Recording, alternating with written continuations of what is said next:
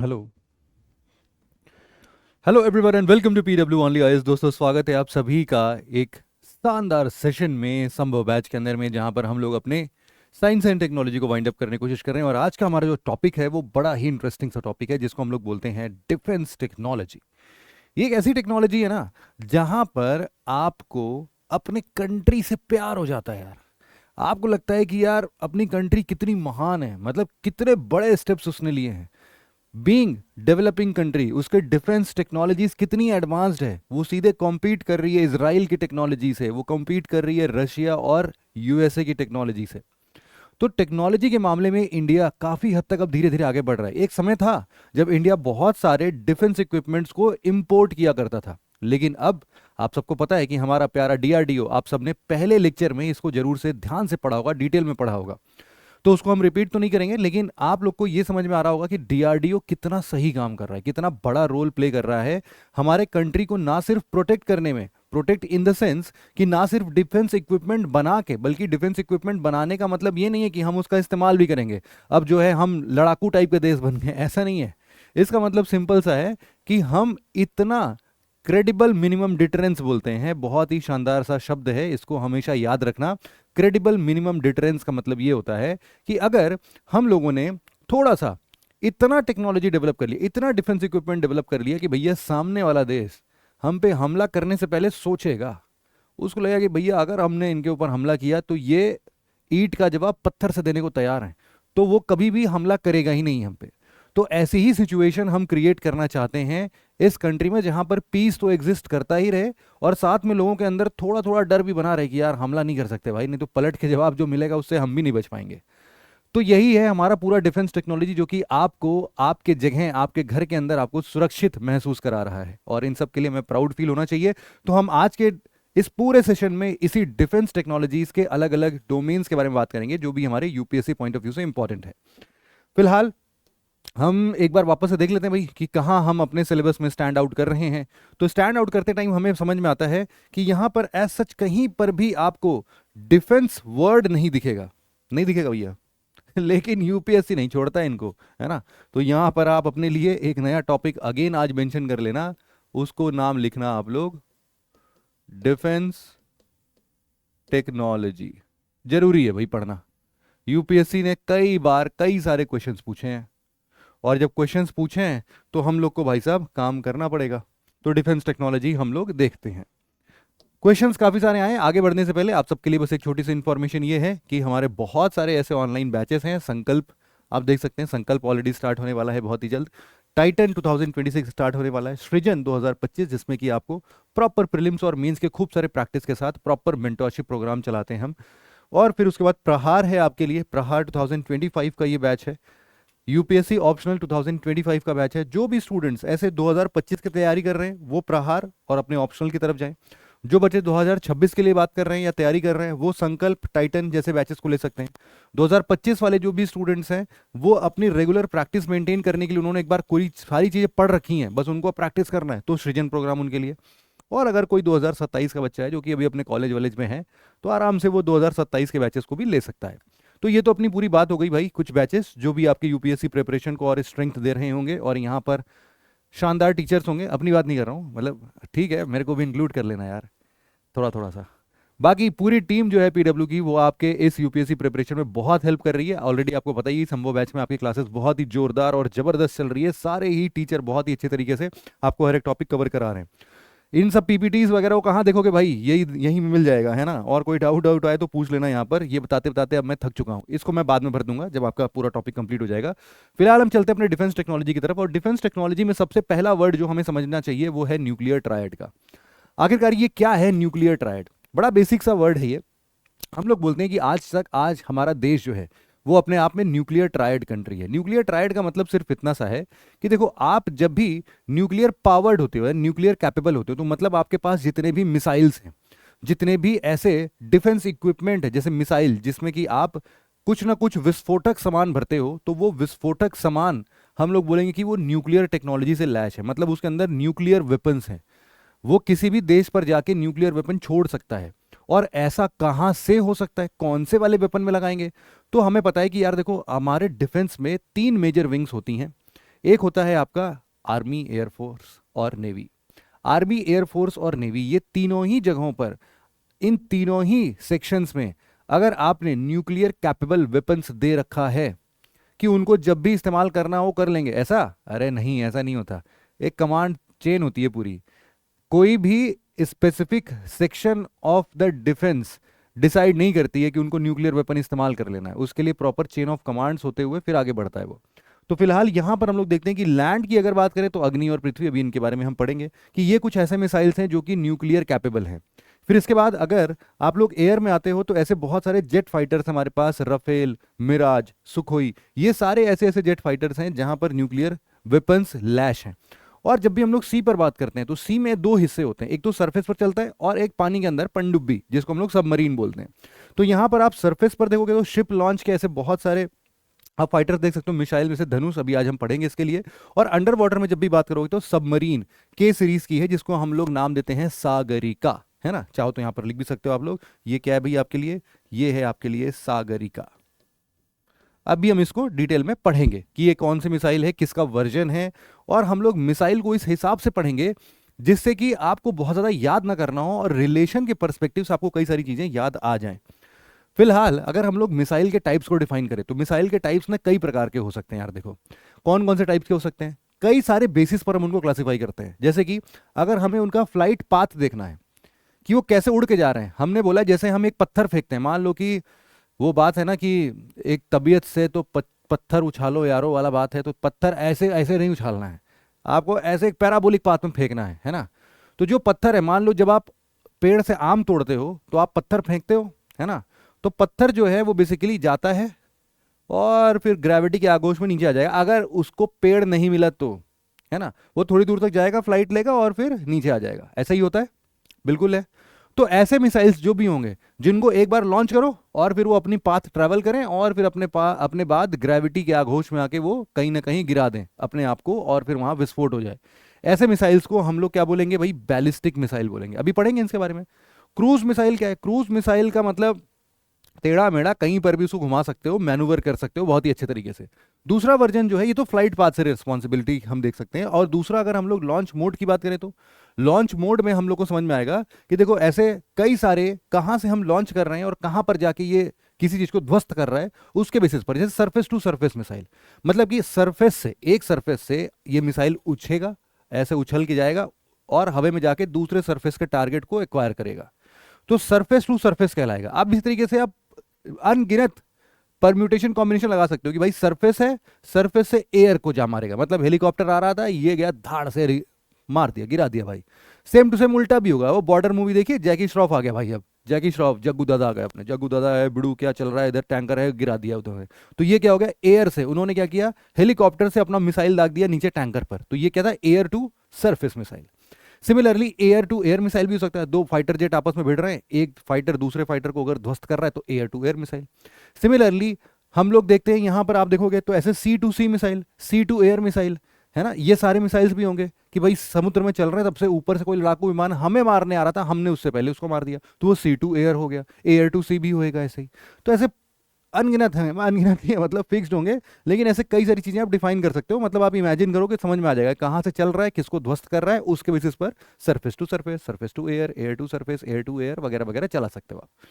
फिर on the basis of warhead, warhead जैसे कि अभी हम लोग न्यूक्लियर कैपेबिलिटी देख रहे थे, न्यूक्लियर ट्राइड की बात कर रहे थे, तो देखो दो तरीके के हमारे वेपनरी सिस्टम होते हैं। एक होता है हमारा कन्वेंशनल वेपनरी, तो ये जो कन्वेंशनल वॉरहेड होता है यहां पर बेसिक आपके विस्फोटक होते हैं, मतलब इसमें न्यूक्लियर विस्फोटक नहीं होते, न्यूक्लियर वॉरहेड नहीं होता है।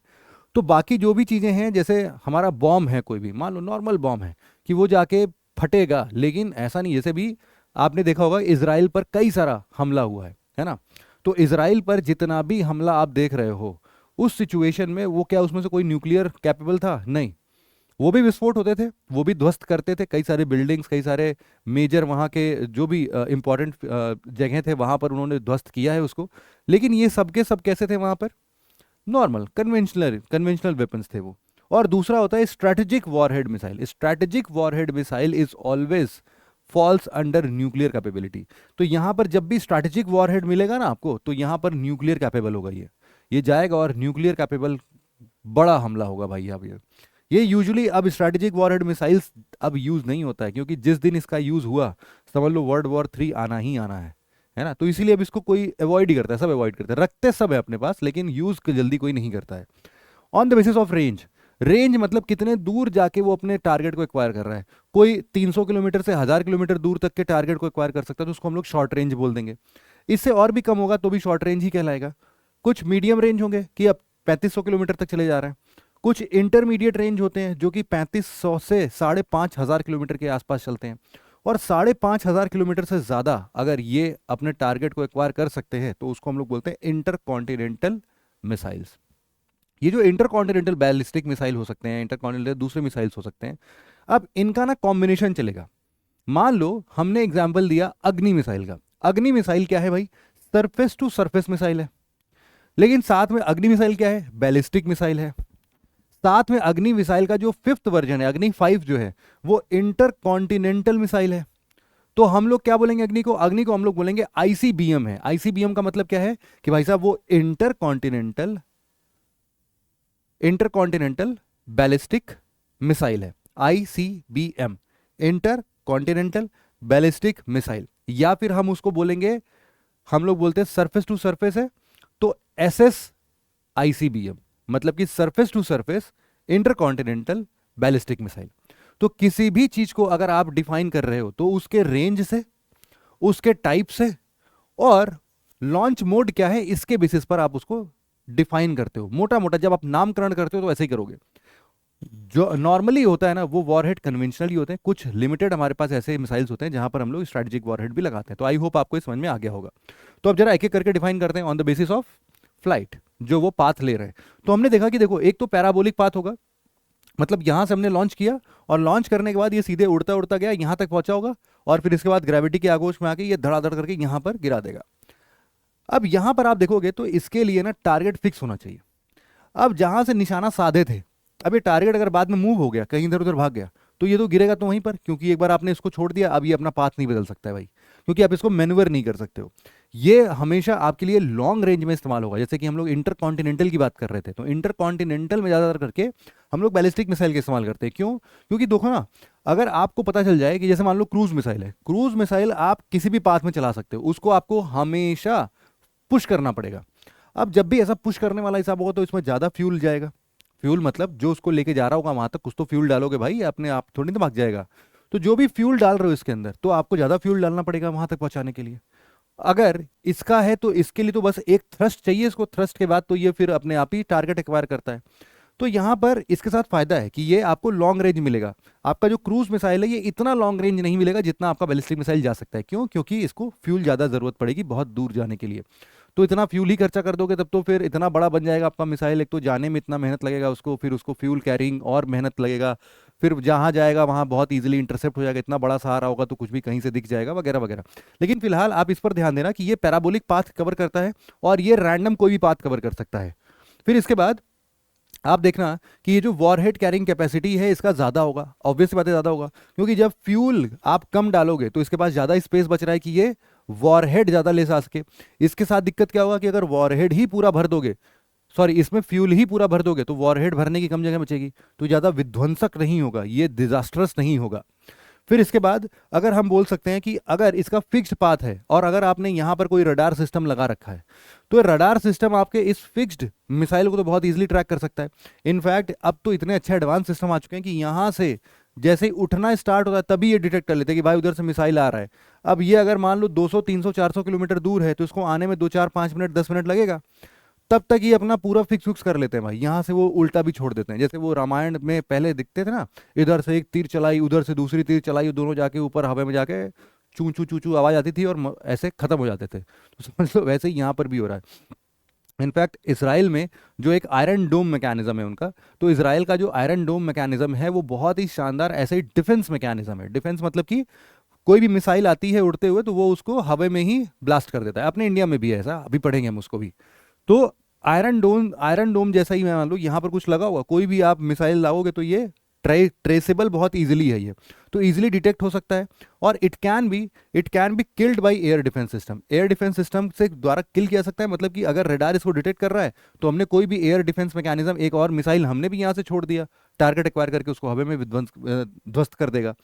क्रूज मिसाइल की बात करें तो चूंकि ये आपके लो सरफेस पर उड़ता है, अब ये देखो ना, पैराबोलिक दूर तक भेजना है तो आपको हवा में ऊपर जाना पड़ेगा, तब तो ये और दूर जाएगा, तो मतलब 5 किलोमीटर, 10 किलोमीटर, 15 किलोमीटर ऊपर भेजोगे तब जाके ये दूर एक्वायर कर रहा है टारगेट, तो इसको ऊपर ऊपर ज़्यादा जाना पड़ेगा। लेकिन इसके लिए क्या है कि जितना अर्थ से चिपक के चलेगा, रेडार के लिए उतनी दिक्कत है कि वो उसको डिटेक्ट ही नहीं कर पाएगा, तो इसको डिटेक्ट करना थोड़ा सा दिक्कत होता है। ये हाईली प्रिसिशन के साथ किसी भी टारगेट को एक्वायर कर सकता है क्योंकि आप उसको मैन्यूवर कर रहे हो कहीं कहीं पर भी।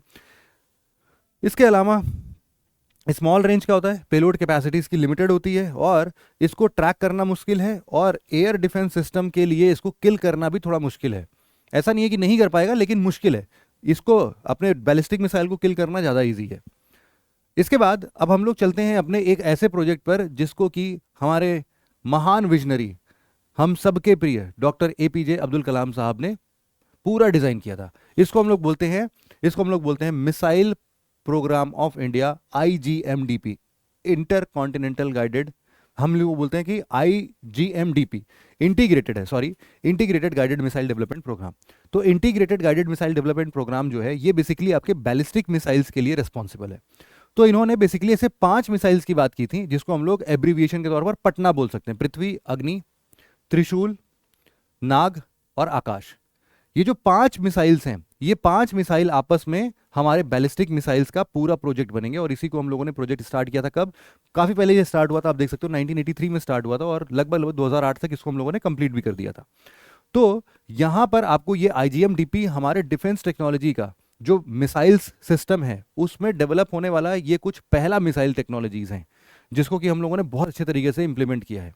तो अब यहां पर हम देख सकते हैं ऐसे पृथ्वी मिसाइल, अग्नि missile. Prithvi missile is the first missile, है ना, ये पृथ्वी मिसाइल पहला मिसाइल है जिसको हम लोगों ने बनाना स्टार्ट किया था। उसके बाद अग्नि का तो बहुत एडवांस वर्जन, आज भी अग्नि हम लोग बहुत अच्छे से इस्तेमाल कर रहे हैं। त्रिशूल जो है ये सरफेस टू एयर मिसाइल था, इसको फिलहाल अभी के लिए हम लोगों ने नहीं यूज करना है, अब त्रिशूल नहीं यूज होता है। नाग मिसाइल और आकाश मिसाइल, इसमें से देखना कि पृथ्वी और अग्नि ये दोनों जो है ये सरफेस टू सरफेस मिसाइल्स हैं, लेकिन जो आपका नाग मिसाइल है, नाग जो है वो आपके लिए एंटी टैंक मिसाइल है। इसका मतलब समझाता हूं मैं। आप लोगों ने देखा होगा कि आपकी जब भी आर्मी लड़ाई में जाती है तो टैंकर्स लेके चलती है। अरे वो बॉर्डर मूवी देखा है, ये धरती मेरी माँ है, सुनील शेट्टी जो लेके ऐसे से जाता है, ऐसे ऐसे करके, है ना, वो बॉम्ब लेके आता है, वो क्या करता है, टैंक को विस्फोट कर देता है। अब वहां तक इंसान लेके तो जाएगा नहीं, हम यार मिसाइल दाग देते हैं उसके लिए, तो ये एंटी टैंक मिसाइल है, क्योंकि नाग मिसाइल क्या करेगा, टैंक को ही ध्वस्त कर देता है। फिर आकाश मिसाइल, अच्छा एंटी टैंक अलग से क्यों आता है यार, टैंक जो होता है ना उसको ध्वस्त करना बहुत मुश्किल होता है, क्योंकि वो बहुत ही रॉबस्ट बिल्ड का होता है, उसको उड़ाना किसी भी नॉर्मल मिसाइल के बस की बात नहीं है, तो इसीलिए उसके लिए स्पेशल मिसाइल्स बनाते हैं हम लोग। फिर आकाश मिसाइल, ये आकाश मिसाइल जो है जैसा कि नाम से पता चल रहा है कि ये आकाश में जाके किसी चीज को ध्वस्त करेगा, तो ये सरफेस टू एयर मिसाइल है, ठीक है। ये सारे के सारे बैलिस्टिक मिसाइल एक एक करके हम इनको देखते हैं। अब जरा अग्नि मिसाइल की बात करते हैं। अग्नि के कई सारे सीरीज हमने स्टार्ट कर दिए, अग्नि 1 2 3 4 5 देख सकते हो, और अब हाल फिलहाल में अग्नि प्राइम भी आने की बात हो रही है। ये कैसे डिफरेंस है, इनके अंदर डिफरेंस है बेसिकली कि हम इनको कितने रेंज की बात में देखते हैं, मतलब कितना रेंज हम बना रहे हैं। शुरुआत में बनाएंगे तो कम छोटा बनाएंगे, धीरे धीरे धीरे धीरे हम रेंज बढ़ाते जाएंगे। तो हमने जब शुरू किया था तो इसका रेंज मुश्किल से 700 से 1200 किलोमीटर का था, लेकिन जब हमने अग्नि 2 लॉन्च किया तो हमने 2000 से 2500 किलोमीटर कर दिया। फिर अग्नि 3 जब आया तो इसको 3500 किलोमीटर कर दिया। अग्नि 4 जब आया तो यहाँ पर कम हो गया। अब लोग अरे सर ये कैसे हो गया, अरे ये जो अग्नि 4 है वो बेसिकली और कुछ नहीं है, ये अग्नि 2 का एडवांस्ड वर्जन है, इसीलिए इसकी लिमिट अग्नि 2 से कंपेयर करोगे तो बढ़ती हुई दिखाई देगी। फिर इसमें क्या हुआ, अग्नि 5 जब आता है तो हमने क्या किया, अग्नि 5 अग्नि 3 का एडवांस वर्जन लाए और हम इसको 5500 करके इंटरकॉन्टिनेंटल बैलिस्टिक मिसाइल बना देते हैं। अब यहां पर उसके बाद अग्नि प्राइम आता है। अग्नि प्राइम चूंकि देखो अब आपका अग्नि 1 और अग्नि 2 बहुत ही ऑब्सोलीट पुराने जमाने का होगा कोई, है ना, तो इन दोनों को रिप्लेस करके हम और अच्छी टेक्नोलॉजी के साथ में अब अग्नि प्राइम लेके आ रहे हैं। अग्नि प्राइम जो होगा उसका रेंज जो है वो 1000 से 2000 किलोमीटर के आसपास का होगा, जो कि दोनों को ही कवर कंपेंसेट कर देगा, है ना। तो इन दोनों को हटा के अब बाद में हमारा क्या क्या चल रहा होगा आज के डेट में, हम लोग सिर्फ और सिर्फ अग्नि 3, अग्नि 4, अग्नि 5 और साथ में इसमें अग्नि 2 का भी जो वर्जन आप देख रहे हो अग्नि 4 जा रहा है। अब अग्नि 4 तो रहेगा क्योंकि यहाँ का रेंज जो है 2000 है, तो 1000 से 2000 जब भी चाहिए होगा तो अग्नि प्राइम चला लेंगे। इसके ऊपर हमें मिल जाएगा अग्नि 4, इसके ऊपर हमें मिल जाएगा अग्नि 3 और ज़्यादा चाहिए तो अग्नि 5। तो इस तरीके से हम एक मिसाइल अपना हटा के 1 2 हटा के अग्नि प्राइम डाल दे रहे हैं। तो ये पूरा आपका सिस्टम है। अब यहाँ पर एक चीज़ को ध्यान देना कि हम लोगों ने कई सारे रिविजन्स किए हैं ना, जैसे कि अग्नि 2 का रिवाइज वर्जन 4, 3 का रिवाइज वर्जन 5 और 1 2 का रिवाइज वर्जन आपका अग्नि प्राइम। ये बात हमेशा याद रखना, रिलेशन में याद रखोगे सब चीज़ याद होगा। अब यहाँ पर एक चीज़ जो समझने की है, इनके स्टेजेस देखोगे आप। जब इनके स्टेजेस देखते हो तो मतलब कितने स्टेजेस की ये फ्यूल्स एक्वायर करते हैं।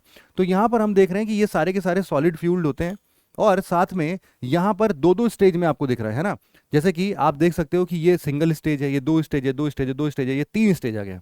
तो तीन स्टेज इसलिए है क्योंकि एक स्टेज जैसे ही बर्न आउट होता है वो नीचे गिर जाता है। इससे फायदा क्या होएगा, इससे फायदा ये होता है कि एक स्टेज जैसे ही आपका बर्न आउट हो गया तो उसके बाद उतना हिस्सा आपका हल्का कर दे रहा है वहां पे स्टेजेस को। तो ये है आपका। और साथ में आपका अगर डायमीटर देखोगे तो डायमीटर में आपको काफी सारी चीजें देखने को मिलेंगी, जैसे कि यहां पर इसमें देखो ऐसा हो सकता है कि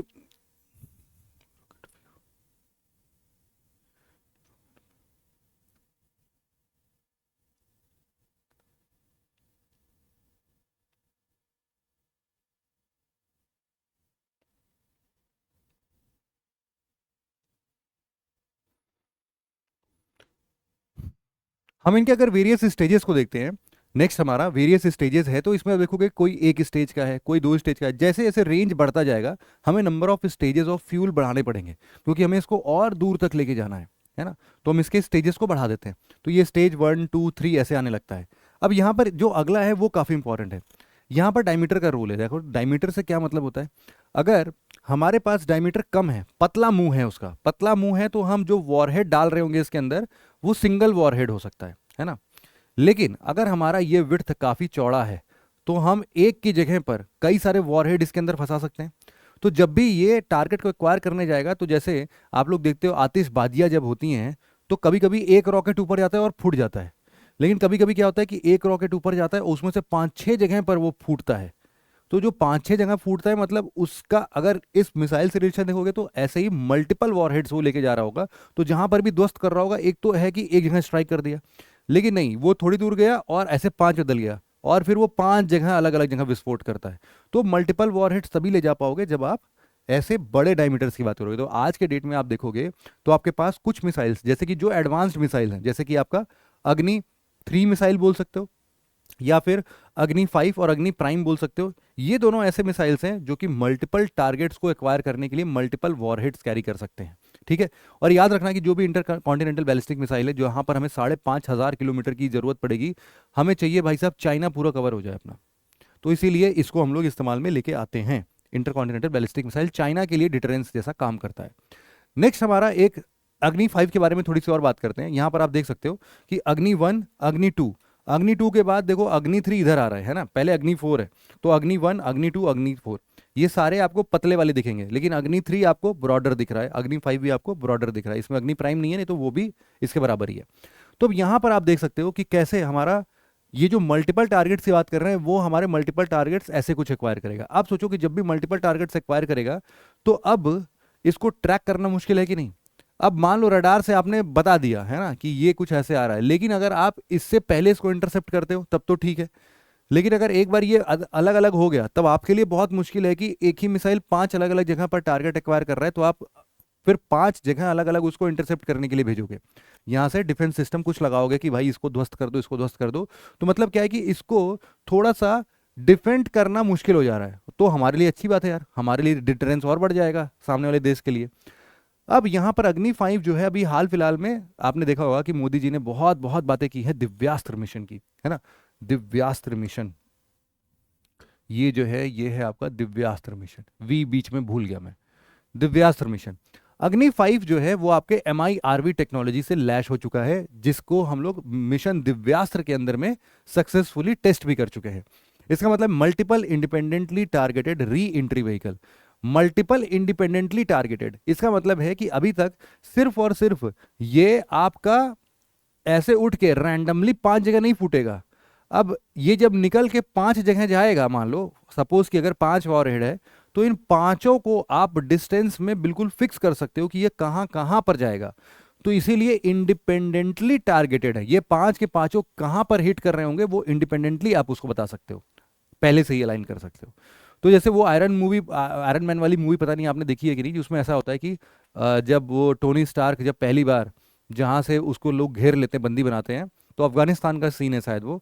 तो वहां पर जब वापस जाता है पूरे अपने आयरन सूट के साथ पहला वाला लेके, तो देखता है कि कई सारे मासूम लोग को पकड़ के रखे हैं। तो यहाँ से एक उसका वो वो गन निकलता है और वो 6-7 टारगेट एक्वायर करता है, एक बार में शूट करता है, सारे के सारे जितने भी आतंकवादी होते हैं सब मर जाते हैं। तो एक ही बार में मल्टीपल टारगेट्स एक्वायर कर लिया उसने, और सारे इंडिपेंडेंटली टारगेटेड थे। तो वैसा ही सिस्टम है यहाँ पर भी।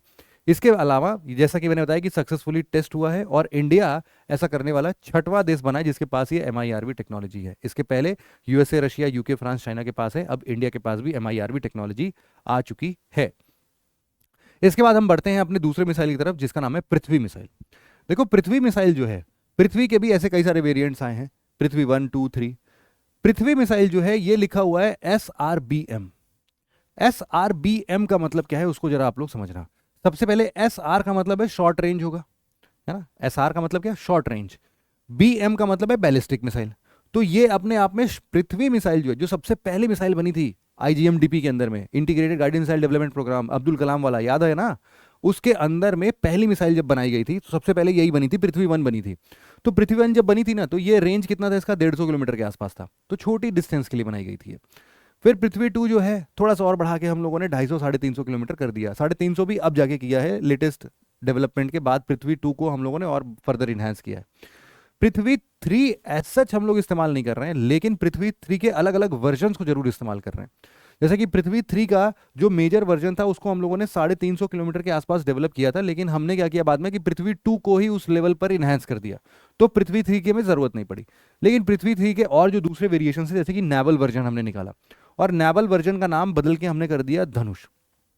अब नेवल वर्जन मतलब नेवी को हम लोगों ने यही पृथ्वी 3 धनुष बना के दे दिया कि भाई साहब तुम भी इसको इस्तेमाल करो, तुम्हारे लिए भी ये रेंज कितना, 350 होगा। ये आपका सी टू सरफेस परफॉर्म करेगा, सी टू सरफेस। लेकिन अब एक बात का ध्यान देना हमेशा कि अगर हम लोग कोई भी मिसाइल को जमीन से लॉन्च कर रहे हैं, तो हमारा जमीन जो है ना वो बहुत ही स्टेबल होता है। वहां से जो लॉन्चर होगा वो एकदम से उसको लॉन्च करेगा। लेकिन अब याद करो कि अगर हम लोगों को ये शिप है, अब शिप जो है वो लैंड जैसा इतना स्टेबल नहीं होता है, वो तो बढ़िया पानी में से सेल करता रहता है, हिलता डुलता रहता है। तो अब टारगेट कैसे एक्वायर करोगे भाई। मान लो इधर मारना है, तब से शिप इधर मुड़ गई और फिर इधर जाके वो लग गया, है ना। वो तो सेम टू सेम हो गया कि आप क्या है कि दिवाली का रॉकेट जो छोड़ रहे हो वो बोतल ऐसे से घुमा के रॉकेट छोड़ रहे हो, है ना। तो अब तो भाई रॉकेट कहीं पर भी जाएगा, है ना। तो इसीलिए इसको क्या करना पड़ेगा, एक स्टेबल आपको प्लेटफॉर्म देने की जरूरत पड़ेगी। जो स्टेबल प्लेटफॉर्म देने की जरूरत पड़ेगी, देखो कुछ ऐसा ही होता है। ये स्टेबल प्लेटफॉर्म होता है कि जहाज कितना भी हिल जाए, लेकिन ये जो स्टेबल प्लेटफॉर्म है ये बिल्कुल स्टेबल ही रहता है, ये नहीं हिलता है। तो शिप्स के अंदर में जहां पर भी आपने ये पृथ्वी वेरिएंट्स लगाया है, जिसको हम लोग धनुष बोल रहे हैं, तो ये धनुष मिसाइल के लिए ये स्टेबल प्लेटफॉर्म का भी लगना जरूरी हो जाता है। इसीलिए यहाँ पर लिखा हुआ है कि C2 सरफेस और इसके साथ साथ स्टेबिलिटी प्लेटफॉर्म की भी जरूरत पड़ेगी। इसके बाद देखो न्यूक्लियर अटैकिंग कैपेबिलिटी पृथ्वी के पास भी, हमने शुरुआत में पढ़ा था न्यूक्लियर ट्रायड में पृथ्वी और अग्नि दोनों है। तो अग्नि इंटरकॉन्टिनेंटल बैलिस्टिक मिसाइल ICBM जो है अग्नि 5 वो न्यूक्लियर कैपेबल है। एट द सेम टाइम यहाँ पर जब आप पृथ्वी की बात पृथ्वी 3 का नेवल वर्जन बात करते हो धनुष, तो धनुष भी आपका क्या है, न्यूक्लियर कैपेबल है। और जो आपका पृथ्वी 2 है, पृथ्वी 2 में भी हम लोग बोलेंगे कि न्यूक्लियर कैपेबिलिटी है। क्यों ऐसा बोल रहे हैं, क्योंकि देखो हमारे जो आस पड़ोस के जो देश हैं यार, एक तरफ चाइना है परेशान करके रखा है, और दूसरी तरफ कौन है भाई, पाकिस्तान। पाकिस्तान इतना दूर नहीं है, इतना बड़ा भी नहीं है। तो हमने मिसाइल लगा तो 350-400 किलोमीटर में उसका खात्मा हो जाएगा भाई। और अगर हमने न्यूक्लियर कैपेबल बना दिया इसको, तो वो भी डर के बैठा रहेगा कि ये हमने तान के रखा है पाकिस्तान के ऊपर। तो पाकिस्तान के लिए पृथ्वी और चाइना के लिए अग्नि, ये डिटरेंस का काम करती है बहुत ही खतरनाक तरीके से, है ना। फिर इसके बाद हम लोग देखते हैं कि हमारा जो पृथ्वी 1 है वो बेसिकली हमारे आर्मी वर्जन के लिए बनाया गया था, और जो पृथ्वी 2 बनाया गया था, पृथ्वी 2 हमारे लिए एयरफोर्स वर्जन में ज्यादा काम आता है। और यहाँ पर आप देख सकते हो कि ये पृथ्वी मिसाइल आपके एयरफोर्स वर्जन में आपको दिखाई दे रहा है। स्टेजेस की बात करें तो पृथ्वी 3 चूंकि अब अपने अलग अलग स्टेजेस में डेवलप है, तो पृथ्वी 3 जो धनुष वगैरह होगा ये भी 2 स्टेज वाले ही हैं, ठीक है, आप यहां पर देख सकते हो। फिर इसके बाद हमारा अगला जो है वो है प्रहार।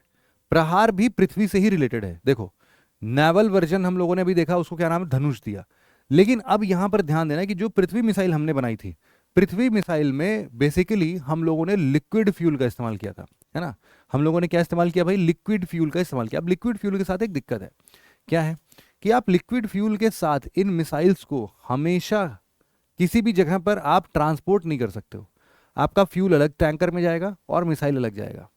जब आपको दागना होगा उसको, जब भी चलाना होगा, तो आप तुरंत के तुरंत लिक्विड फ्यूल उसमें डालोगे और फिर उसके बाद उसको इग्नाइट करके भेज दोगे।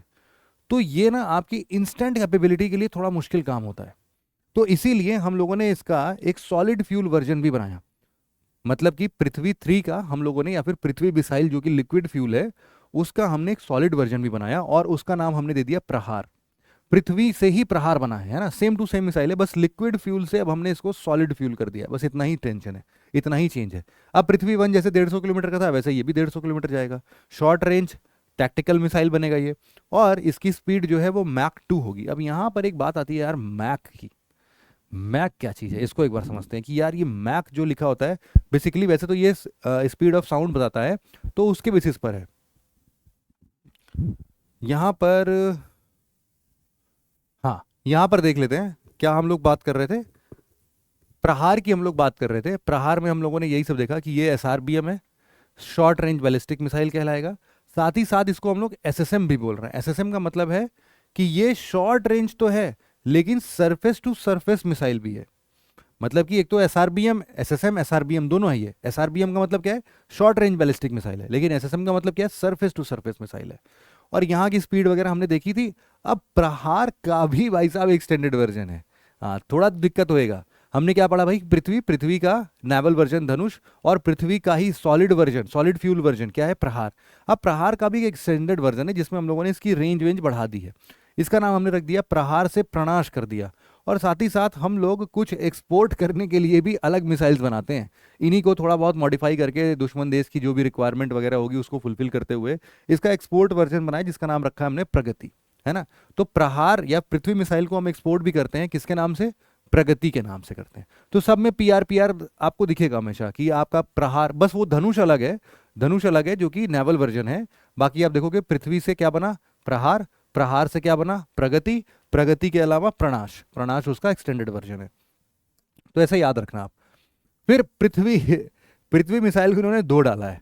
पृथ्वी में एक तो नेवल वर्जन हमने देखा जो कि शिप सरफेस पर रहेगा, लेकिन सरफेस के अंदर अगर कोई है तो, जैसे सबमरीन है उनके लिए क्या, तो पृथ्वी का ही सबमरीन वर्जन भी हमने निकाला है, और उसका हम लोगों ने नाम दे दिया है सबमरीन वर्जन का K-15 सीरीज के अंदर में। इसको हम लोग बोलते हैं सागरिका मिसाइल, सागरिका। जैसे धनुष था, तो धनुष से अब ये धनुष ऊपर ऊपर चल रहा होगा और नीचे आ जाएगा सागरिका, जो सागर के अंदर चल रहा है और पृथ्वी मिसाइल जैसा है। तो पृथ्वी मिसाइल का आप देख सकते हो यहाँ पर सागर, जैसे ये आपका INS अरिहंत है, तो उसके पास में ये सब जो मिल रहा है आपको सागरिका। अब सागरिका जब बनाया इन लोगों ने ना, तो सागरिका जो है वो आपका इंडिया का पहला SLBM था। इंडिया का पहला SLBM मतलब सबमरीन लॉन्च्ड बैलिस्टिक मिसाइल। तो सबमरीन के द्वारा जो लॉन्च किया जाने वाला बैलिस्टिक मिसाइल होगा उसको हम लोग क्या बोलेंगे, SLBM। और इंडिया ऐसा करने वाला 5वां कंट्री बना है ना, जिसके पास अपना खुद का SLBM हो। न्यूक्लियर कैपेबिलिटी इसके पास है। इसीलिए तो आप सोचो कि जब ये बैलिस्टिक मिसाइल के पास न्यूक्लियर कैपेबिलिटी आया, तभी तो हम न्यूक्लियर ट्रायड कंप्लीट कर पाए। और इसीलिए तो न्यूक्लियर ट्रायड में हम लोगों ने K-15 सीरीज का नाम लिखा था। K-15 सीरीज का नाम में हम लोग इसको सागरिका का नाम दे रहे थे। पहली स्लाइड तो यही थी ना, यही तो पढ़ रहे थे, यही वाला मिसाइल है वो, पृथ्वी का ही सबमरीन वर्जन है, याद रखना हमेशा, है ना। तो ये, अब सोचो सागरिका जो मिसाइल बनाई गई, सागरिका मिसाइल के कुछ ना कुछ फीचर्स इन लोगों ने चेंज कर दिए। अब जो भी थोड़े मोड़े चेंजेस किए, हम लोग इसका इसीलिए लैंड वर्जन भी बनाते हैं। अब लैंड वर्जन जो है उसको हम लोग बोलते हैं शौर्य। थोड़ा कंफ्यूजिंग है, लेकिन आप लोग जब 2-4 बार पढ़ोगे तो आपको रियलाइज हो जाएगा। मैं इसीलिए रिलेशन बिठा के पढ़ा रहा हूँ, क्योंकि इंडिविजुअली पढ़ोगे तब तो जिंदगी में कभी नहीं याद होगा, ये तो मुझे पता है। लेकिन रिलेशन बना बना के पढ़ोगे तो काफ़ी सारी चीज़ें याद हो जाएंगी। इसका रेंज जो है काफ़ी अच्छा है, 600 किलोमीटर का है। और सोचो इसीलिए इसका लैंड वर्जन बनेगा, क्योंकि आप बोलोगे सर लैंड वर्जन क्या, लैंड वर्जन से ही तो इसको बनाया गया है। लेकिन देखो असल में जो पृथ्वी है उसका तो 150 350 किलोमीटर तक का ही रेंज है ना। तो अब अगर हम लोग K-15 के अंदर में सागरिका मिसाइल्स बना रहे हैं, तो सागरिका मिसाइल की जो इसकी लेंथ या फिर जो अटैकिंग रेंज है वो 600 किलोमीटर की है, न्यूक्लियर कैपेबल है। इसीलिए जब हम इसका लैंड वर्जन बनाएंगे तो उसका अलग नाम देंगे, शौर्य होगा वो, है ना। और इसीलिए 2019 में जब इसको हम लोगों ने पहली बार बनाया इस SLBM को, जो कि सबमरीन के द्वारा लॉन्च किया जाने वाला बैलिस्टिक मिसाइल है, तो फिर हमें अपना न्यूक्लियर ट्रायड कंप्लीट होता हुआ दिखाई दिया 2019 में। फिर उसके बाद शौर्य की बात करते हैं। देखो ये रहा आपका शौर्य। शौर्य लॉन्च कैसे होगा? तो शौर्य लॉन्च करने के लिए आपको ये एक कैनिस्टर की जरूरत पड़ेगी। मतलब कि ये इस कैनिस्टर पर रखा होगा और ये इस पर से सन से ऐसे लॉन्च होता है। तो यहां पर इस कैनिस्टर की जरूरत पड़ेगी और कैनिस्टर लॉन्च एसएसएम बोलते हैं इसको, सरफेस टू सरफेस मिसाइल है।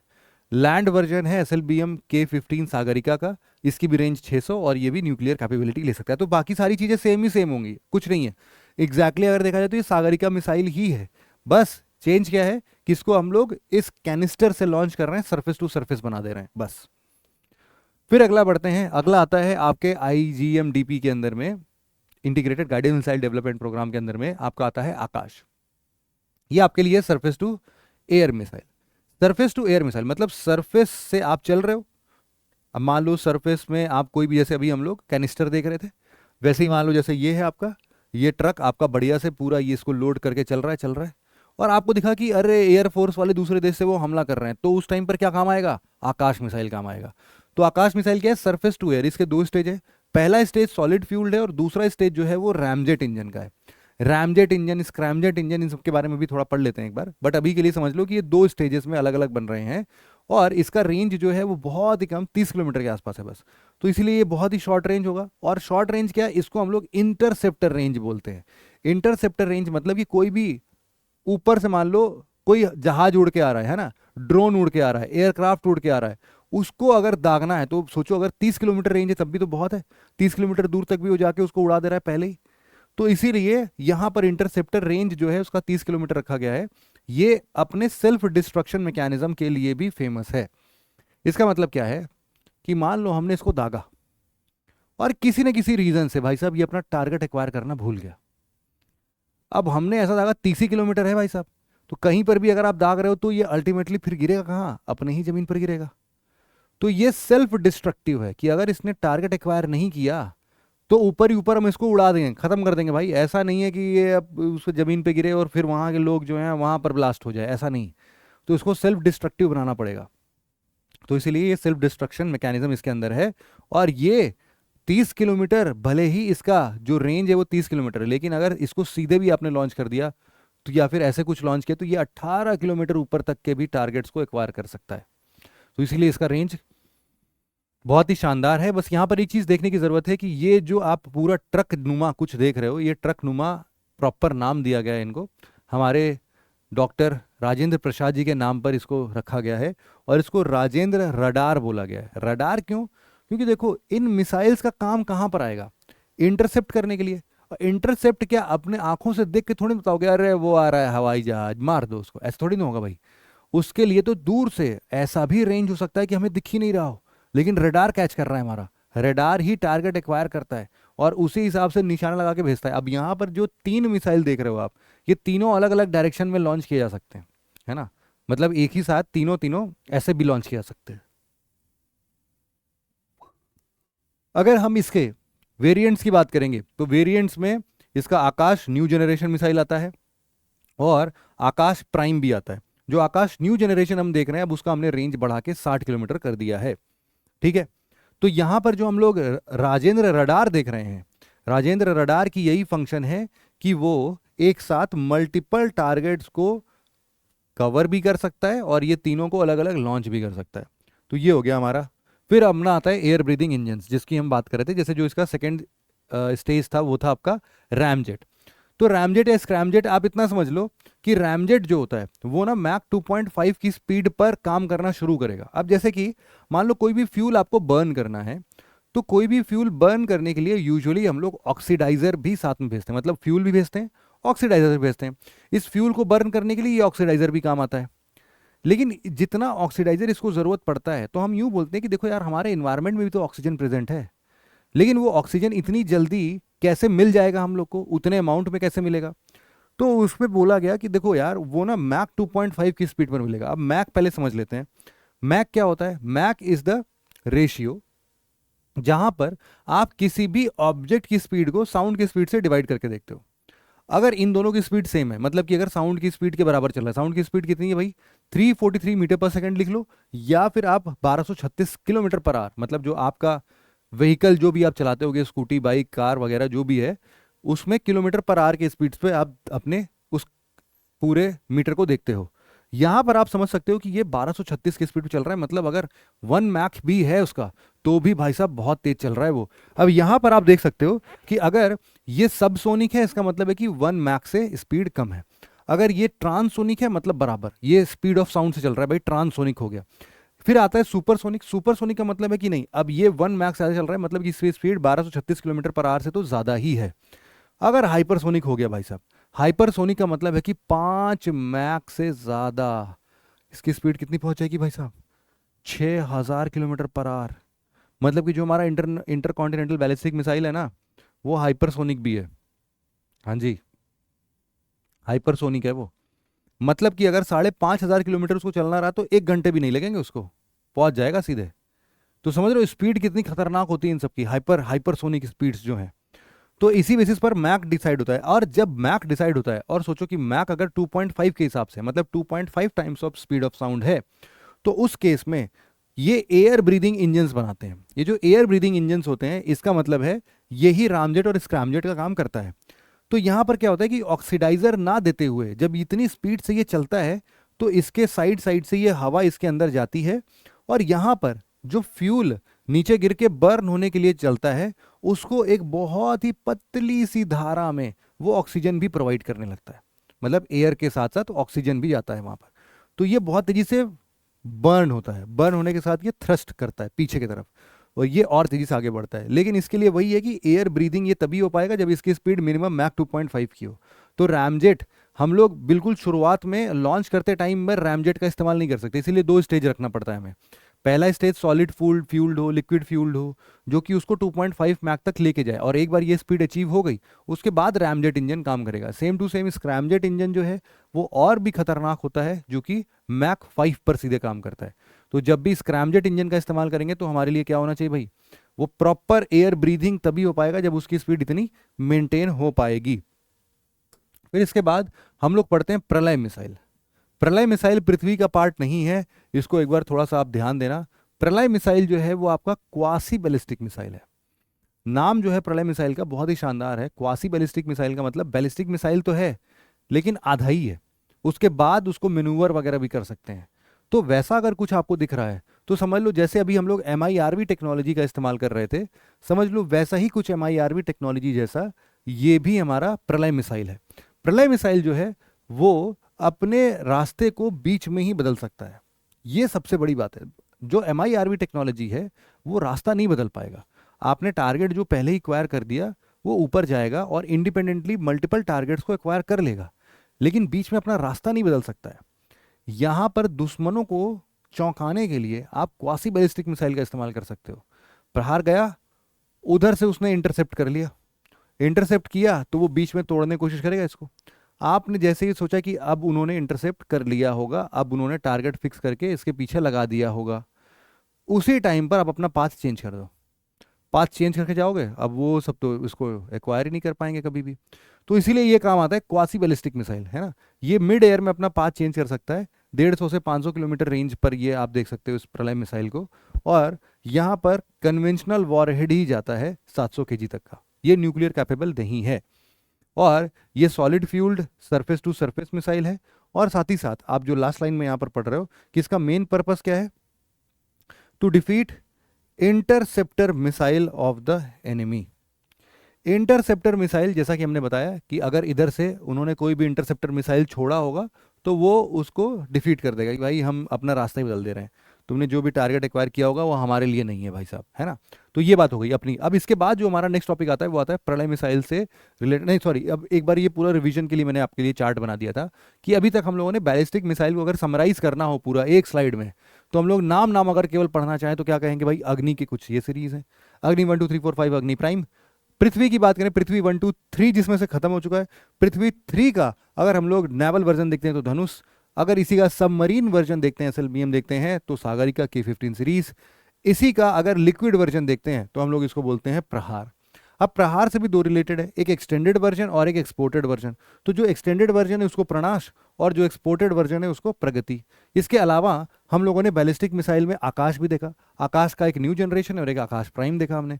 फिर उसके बाद प्रलय मिसाइल भी देखा हमने जो कि क्वासी बैलिस्टिक मिसाइल है है ना। तो इतने सारे मिसाइल्स हम लोगों ने अभी तक पढ़ के खत्म कर दिए। अब जरा हम लोग आगे बढ़ते हैं भाई, क्रूज मिसाइल पर आते हैं।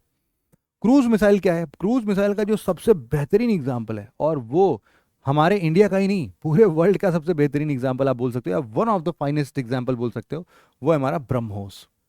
ब्रह्मोस जो है, जो इसका नाम है ना, वो एक्चुअल में दो नदियों के हिसाब से पड़ा है, क्योंकि ब्रह्मोस मिसाइल को दो देशों ने मिलकर बनाया, इंडिया और रशिया। तो ब्रह्मपुत्रा और रशिया की मोस्कवा रिवर है, इन दोनों से ब्रह्मपुत्रा और मोस्कवा के शुरुआती इनिशियल्स को लेकर ब्रह्मोस नाम पड़ता है इसका। और ब्रह्मोस मिसाइल अपने आप में बहुत पावरफुल है, one of the finest cruise missiles है। उसको मैनूवर करना, टारगेट का एक्वायर करना बहुत ही ईजी और बहुत ही एक्यूरेट, बहुत ही एफिशिएंट। और यहाँ पर आप देख सकते हो कि ये बेसिकली ब्रह्मोस एरोस्पेस करके है, ब्रह्मोस एरोस्पेस लिमिटेड, डीआरडीओ, और आपका एनपीओएम जो है वो रशिया की एजेंसी है। जैसे डीआरडीओ है ना, वैसे ही रशिया की है। One of the fastest cruise missile है। रेंज अगर हम लोग देखते हैं तो यहां पर आपको पता होगा अगर, तो यहां पर ना एक रिजीम है जिसको हम लोग बोलते हैं मिसाइल टेक्नोलॉजी कंट्रोल रिजीम, ये एमटीसीआर है। इंडिया ना एमटीसीआर का पहले सिग्नेटरी नहीं था, और एमटीसीआर के अंदर में ये बात लिखी गई है कि अगर कोई भी कंट्री जो कि एमटीसीआर साइन नहीं किया है, अगर उसको कोई भी डिफेंस इक्विपमेंट बेचता है तो उसमें लिमिटेशंस है। लिमिटेशन क्या है भाई? कि जो भी मिसाइल आप ऐसे देश को बेच रहे हो जिसने एमटीसीआर साइन नहीं किया है, उस केस में आप जो मिसाइल उसको बेचोगे उसकी रेंज 300 किलोमीटर से ज्यादा नहीं होनी चाहिए। दूसरा, जो उसके अंदर वॉरहेड कैरिंग कैपेबिलिटी है वो भी एक लिमिट से ज्यादा नहीं होनी चाहिए। तो यहां पर आप देखोगे जो रेंज है वो इसीलिए 300 350 किलोमीटर ही था जब एमटीसीआर इंडिया ने साइन नहीं किया था। तो जैसे ही 2016 में इंडिया ने एमटीसीआर साइन किया, उसके बाद 600 से 700 किलोमीटर इसकी रेंज बढ़ा दी गई तुरंत ही। क्यों? क्योंकि अब तो इंडिया सिग्नेटरी है एमटीसीआर का, और ये अब रूल्स इस पे लागू नहीं हो रहे हैं। और साथ ही साथ जो इसकी वॉरहेड कैरिंग कैपेसिटी थी वो भी हमने बढ़ा दिया। और सबसे खतरनाक बात भाई साहब, एमटीसीआर के बाद हमने इसकी स्पीड बहुत जबरदस्त तरीके से बढ़ा दी। पहले 2.8 ढाई मैक के आसपास चलता था, अब ये भाई साहब 7 से 8 मैक की स्पीड पकड़ता है। कैलकुलेट कर लेना आप, 1236 1236 को जरा 7 या 8 से मल्टीप्लाई करके देखना कितना आता है, उतनी स्पीड। फिर इसके बाद हमारा ये जो ब्रह्मोस मिसाइल आप देख रहे हो, पहले तो इसका साइज देख लो कि इसके लोग आर पार लग रहे हैं यहाँ पर। और इसमें भी अगर आप देख रहे हो शुरुआती में, तो आपको इंजन जो है या फिर जो स्टेजेस दिख रहा होगा वो आपको ऐसा दिख रहा होगा कि इसके अंदर भी हम लोग देख सकते हैं क्या, कि ये रैमजेट टाइप का इंजन तो लगा हुआ है इसके अंदर भी, है ना। दूसरा, यहाँ पर अगर हम लोग इसके वेरिएंट्स की बात करें तो ब्रह्मोस 1, 2 और BrahMos new generation. BrahMos new generation हमारे एक्सपोर्ट वगैरह के लिए भी बन रहा है। तो ब्रह्मोस 1 की बात करते हैं तो पहले 300 350 किलोमीटर का इसका रेंज, 200 से 300 केजी पेलोड, और 2.8 मैक 2 स्टेज रैमजेट इंजन का था। लेकिन जैसे ही हम लोगों ने एमटीसीआर साइन किया, हम लोगों ने ब्रह्मोस 2 बनाया। अब इसका रेंज 600 से 700 किलोमीटर, 200 से 300 केजी पेलोड तो उतना ही ले जा रहा है, लेकिन स्पीड बढ़ा दी हमने। और अभी भी 2 स्टेज है, लेकिन चूंकि स्पीड हमने बढ़ा दी तो अब 5 मैक के ऊपर कौन सी इंजन लगा सकते हैं हम लोग? स्क्रैमजेट लगा सकते हैं। तो ये क्या लगा हुआ है? स्क्रैमजेट लगा हुआ है अब इसमें, ठीक है। नेक्स्ट हमारा ब्रह्मोस न्यू जनरेशन, ये 3 मीटर, इससे थोड़ा छोटा है, 50% लाइटर है, और ये बेसिकली कंपोजिट मटेरियल का बना हुआ है, इसीलिए इसको एक्सपोर्ट के लिए हम लोग इस्तेमाल कर रहे हैं। एयरफोर्स के लिए हम लोग इसको बेचेंगे कि दुनिया भर के एयरफोर्स जो हैं इस हल्के से मिसाइल को लेके चले जाएं और अपने आप को गौरवान्वित महसूस करें भाई साहब। ये फिर नेक्स्ट है अपना निर्भय मिसाइल। निर्भय मिसाइल जो है ना, ये बहुत स्पीड का मिसाइल नहीं है, 0.8 मैक की स्पीड का है। हमने खुद ही बनाया है इसको, सॉलिड और टर्बोजेट इंजन के द्वारा बनाया, जैसे कि रैमजेट, टर्बोजेट। टर्बोजेट यहाँ पर देखोगे आपको दिख जाएगा, ये जो पीछे आप देख रहे हो ये आपका टर्बोजेट इंजन है, ठीक है। यहाँ पर टर्बोजेट इंजन जो लगा हुआ है वो बाद में स्टार्ट होता होगा, या फिर नहीं, टर्बोजेट इंजन कहीं बीच में लगा होगा, क्योंकि पहले तो इसको सॉलिड फ्यूल जलाना पड़ेगा। ये सॉलिड फ्यूल जब जल जाएगा उसके बाद यहाँ वाला हिस्सा जो होगा ये आपका टर्बोजेट के तौर पर काम करेगा फिर।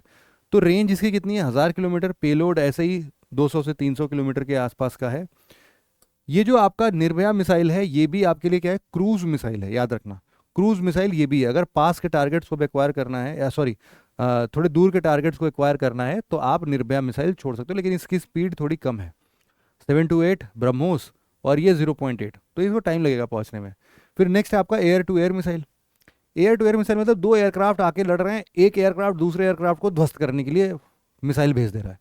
तो ऐसे सिचुएशन में हम लोग अस्त्र मिसाइल की बात करते हैं। अस्त्र का भी मार्क 1 है, मार्क 1, मार्क 2, मार्क 3, ये क्या करते हैं, इनके अलग अलग स्टेजेस को डिफाइन करता है, इनके अलग अलग वेरिएंट्स को डिफाइन करता है और इनके डेवलपमेंटल वेरिएंट्स को डिफाइन करता है। अरे वो आयरन मैन का सूट भी तो था, मार्क 1, मार्क 2, मार्क 3, मार्क 25-30 तक बना दिया था उसने। तो मुझे बड़ा पसंद है यार ये मूवी, इसलिए मैं बार बार रिलेट करता हूँ उससे। अस्त्र मिसाइल जो है वो आपका ऑल वेदर BVR AAM है। अब भाई साहब ये क्या नया आ गया, BVR का मतलब है, BVR का मतलब है बियॉन्ड विजुअल रेंज। हमें अपनी आंखों से नहीं दिख रहा है लेकिन हम फिर भी चला देंगे उसको, है ना। ये होता है बियॉन्ड विजुअल रेंज। और जो यहाँ पर AAM लिखा है मतलब एयर टू एयर मिसाइल। तो beyond visual range air to air missile का मतलब है कि हम एयरक्राफ्ट चला रहे हैं, हमें बस इतना दिख रहा है कि यार सामने जो है ना भाई साहब आ रहा है कोई, उसको उड़ाना है, लेकिन हमें दिख नहीं रहा है। हमने मिसाइल दाग दिया, बियॉन्ड विजुअल रेंज दाग दिया। अब जैसे ही हमें जब विजुअली वो दिखना स्टार्ट होएगा, हम उस टाइम पर भी उसको वापस से चेंज वेंज कर सकते होंगे थोड़ा। एक तो ये रीज़न है।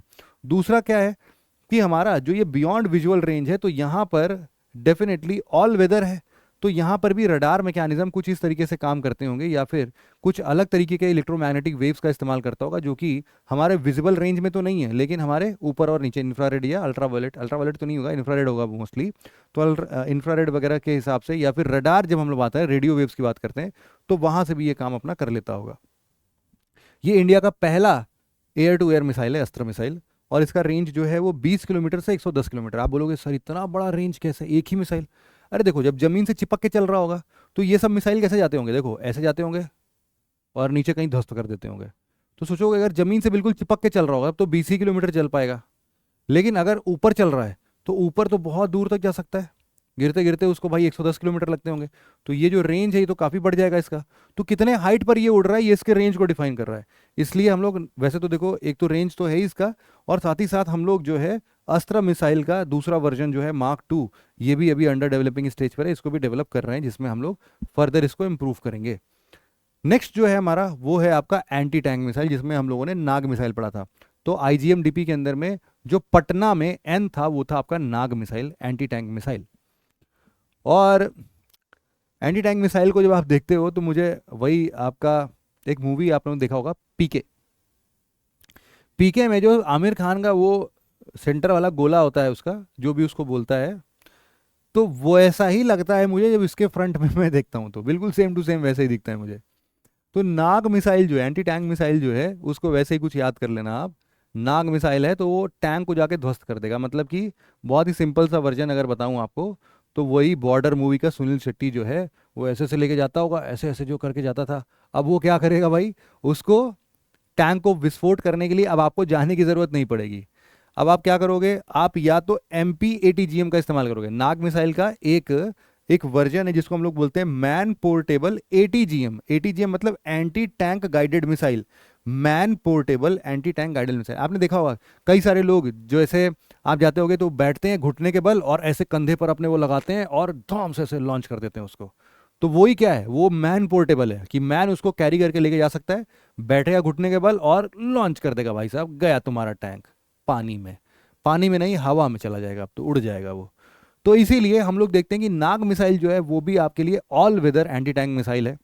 दूसरा इंडिजिनियसली बिल्ड है, फायर एंड फॉरगेट टेक्नोलॉजी पर है कि एक बार आपने फायर कर दिया, उसके बाद आपको भले दिखे कि ना रहा हो, आप छोड़ दो उसको, उसके बाद वो टारगेट को अपने आप एडजस्ट करके एक्वायर कर लेता है।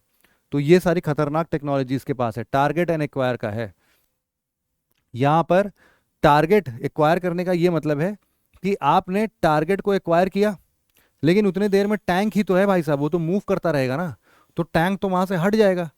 तो लेकिन जिसको आपने टारगेट को निशाना बनाया है भाई साहब, वो कहीं पर भी चला जाए, उसको फॉलो वॉलो करके वो वहीं पर जाके भिड़ेगा सीधे। तो इतना टेंशन नहीं होता इसमें। यहाँ पर आप देख सकते हो, ये इसको टैंक बोलते हैं, इन्हीं टैंक्स को ये नाग मिसाइल ध्वस्त करता है।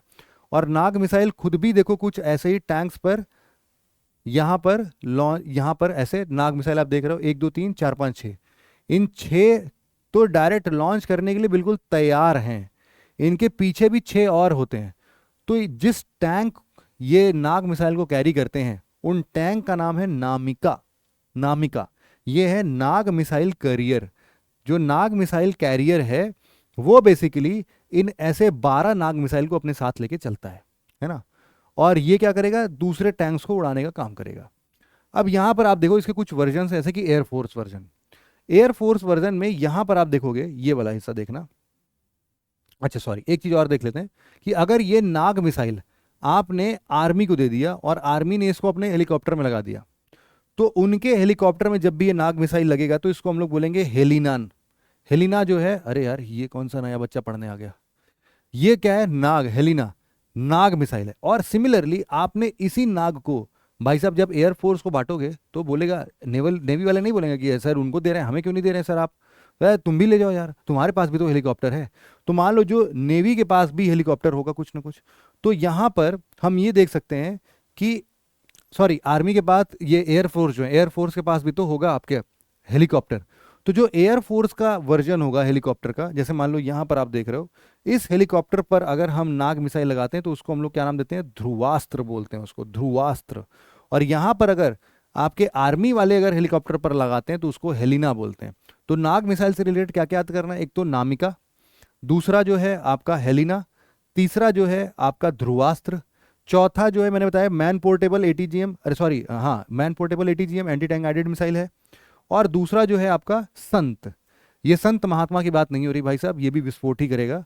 संत जो है ये आपका 4th जनरेशन हेलिना का कहते हैं, हेलिना जैसे आप जो आर्मी में दे रहे थे, इसका 4th जनरेशन है ये। इसको संत का मतलब है stand of anti tank guided missile. संत का मतलब क्या है, stand of anti tank guided missile, 4th generation. और यहां पर नामिका आपको पहले ही याद करना था, नाग मिसाइल कैरियर। यहां पर अगर हम लोग इन सबके रेंज की बात करें तो रेंज थोड़ा थोड़ा अलग अलग दिखता है हम लोग को। जो संत होगा उसका रेंज सबसे बड़े बेहतरीन दिखेगा। हेलिना और ध्रुवास्त्र चूंकि सेम ही वर्जन पर जा रहे हैं तो इनका वर्जन में 7-8 किलोमीटर का है।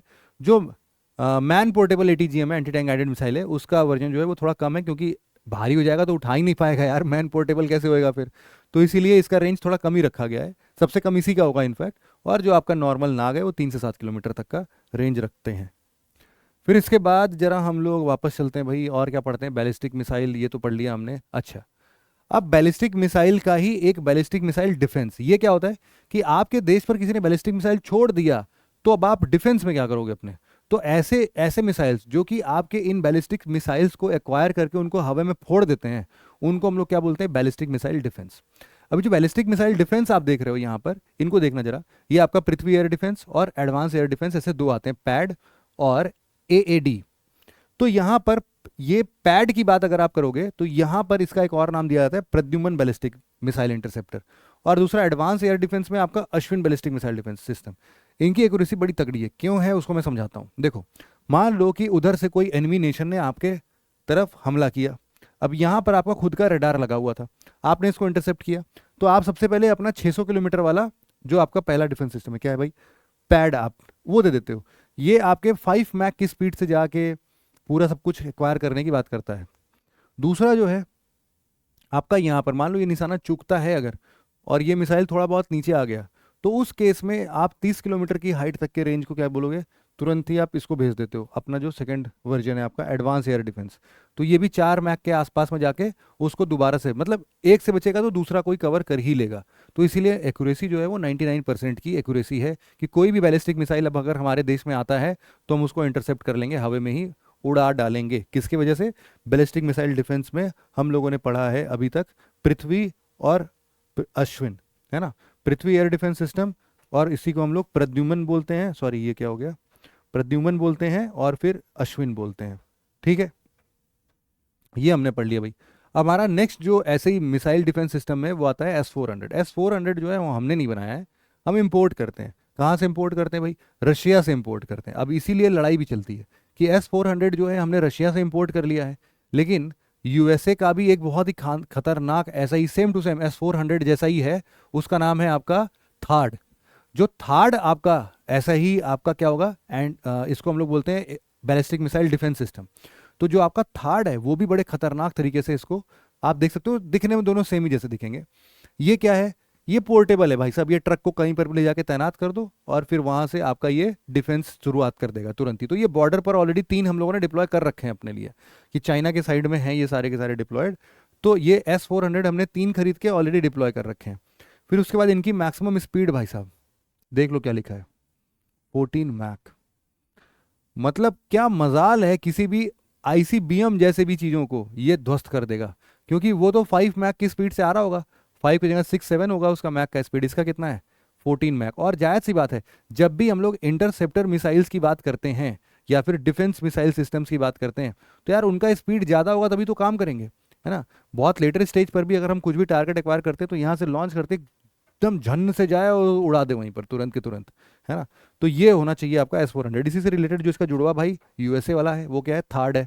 थार्ड भी देखो, बस कलर चेंज आपको दिख रहा होगा, बाकी मॉडल वॉडल सब ऐसे ही दिखता है ये भी। तो ये आपका थार्ड क्या है, terminal high altitude area defence system, third system बोलते हैं इसको। तो ये USA का है, इसका रेंज जो है 200 किलोमीटर है, इसकी भी स्पीड मोर और लेस 14 मैक ही है, कुछ लोग बोलते हैं इससे ज़्यादा भी है, बट हाँ हमेशा फाइट होता रहता है कि कौन सा ज़्यादा बेहतर है। तो बहुत ही कंट्रोवर्शियल है ये टॉपिक कि कौन सा ज़्यादा बेहतर है।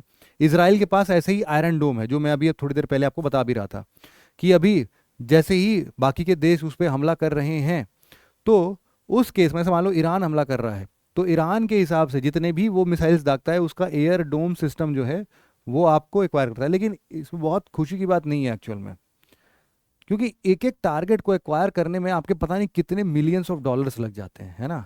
तो इसीलिए, और प्लस जो विस्फोट हो रहा है उससे आपका एयर पोल्यूशन तो चलो एक अलग बात है, लेकिन किसी के डिफेंस में भी अगर इतने सारे से, हमने बताया कि 200 मिसाइल्स इसने इंटरसेप्ट कर लिया था, तो 200 मिसाइल इंटरसेप्ट करने का हैवी पैसा चुकाना पड़ा इसराइल को, है ना। तो मिसाइल डिफेंस सिस्टम ये आपका इसराइल का आपको दिख जाएगा। नेक्स्ट हमारा हम देखते हैं बराक 8। ये बराक 8 भी इंटरसेप्टर मिसाइल सिस्टम ही है, ये इंडिया और इसराइल के द्वारा जॉइंटली बनाया जा रहा है। इसका रेंज जो है वो 90 किलोमीटर है भाई साहब, और इसको हम लोग LRSAM बोलते हैं। क्यों? क्योंकि ये long range surface to air missile के अंतर्गत आता है। अगर हम लोग इसको थोड़ा सा मतलब उस वर्जन में देखते हैं कि यहाँ अभी तक जो है 25-30 किलोमीटर का जा रहा था, अब डिफेंस मैकेनिज्म में ये 90 किलोमीटर तो काफ़ी दूर हो जाता है। अब इसीलिए यहाँ पर अगर हम आते हैं बराक 8 की बात करते हैं, तो बराक 8 जो है वो आपका ऐसा दिखेगा, है ना। बराक 8 को हम लोगों ने शिप वर्जन पर भी डाला हुआ है। यहाँ पर बराक 8 को जो शिप वर्जन में डाला है, आप देख सकते हो यहाँ पर कि कैसे ये शिप से भी किसी भी एनिमी एयरक्राफ्ट को ये एक्वायर कर सकता है सीधे सीधे, है ना। इसको हम लोग क्या बोलते हैं, इंटरसेप्टर मिसाइल बोलते हैं।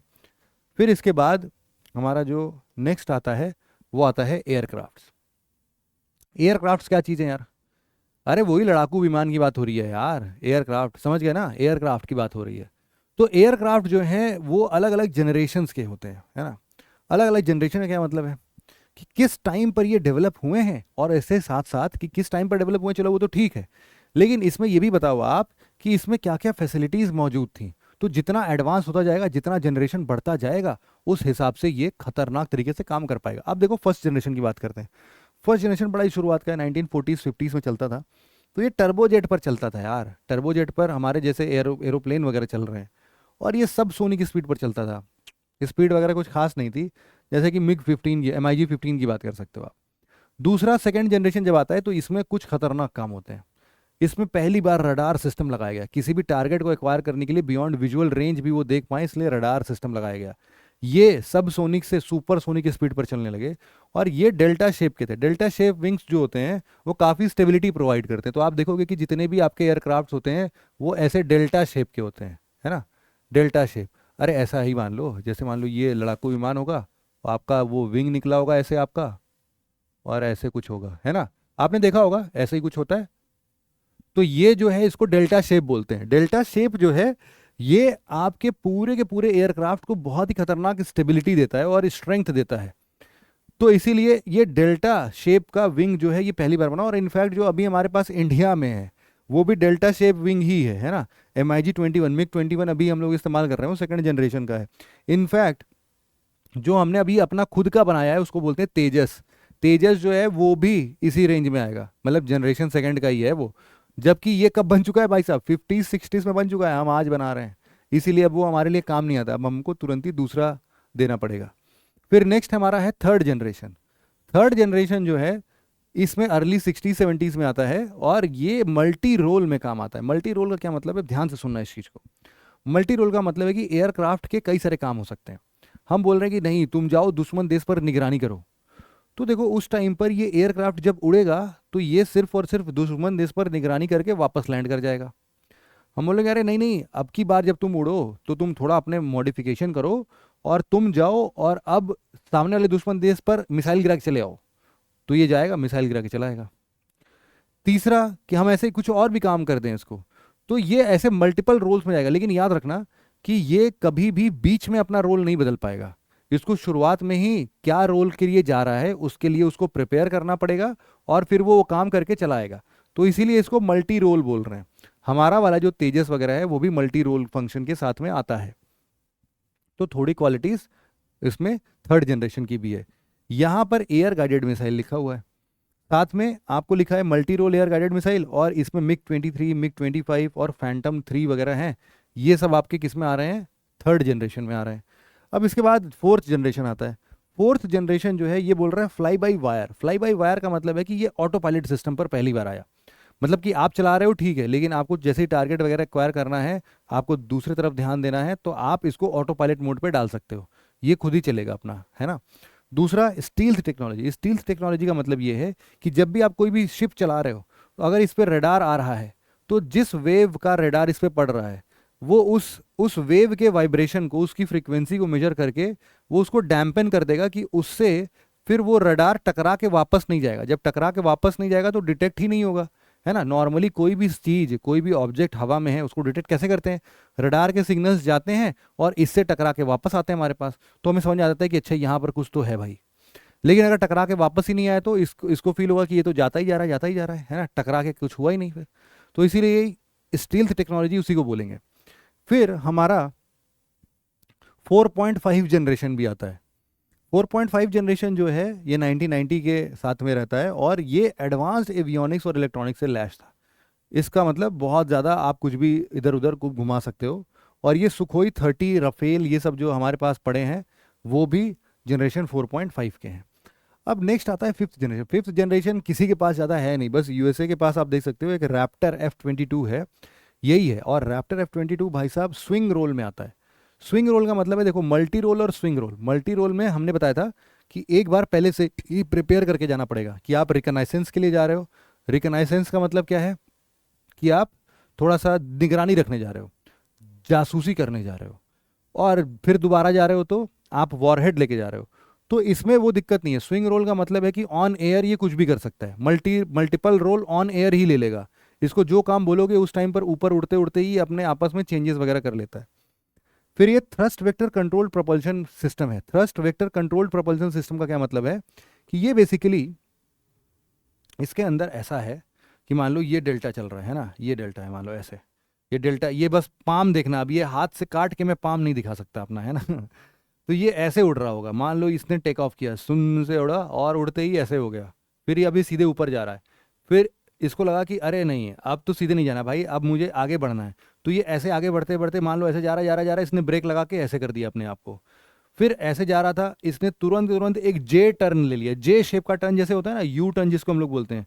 तो भाई साहब हवा में यू टर्न लेना बहुत मुश्किल होता है। आप अगर मान लो 5 मैक 6 मैक की स्पीड पर चल रहे हो और आपको यू टर्न लेना है सीधे सीधे, तो आपका यू टर्न भाई साहब बहुत बड़ा सा ऐसे घूम के आओगे तब यू टर्न कहलाएगा। लेकिन इसके साथ ऐसा नहीं है, इसके साथ ये जाएगा तुरंत के तुरंत, शार्प बेंड में तुरंत के तुरंत यू टर्न लेता है, जे टर्न बोलते हैं उसको।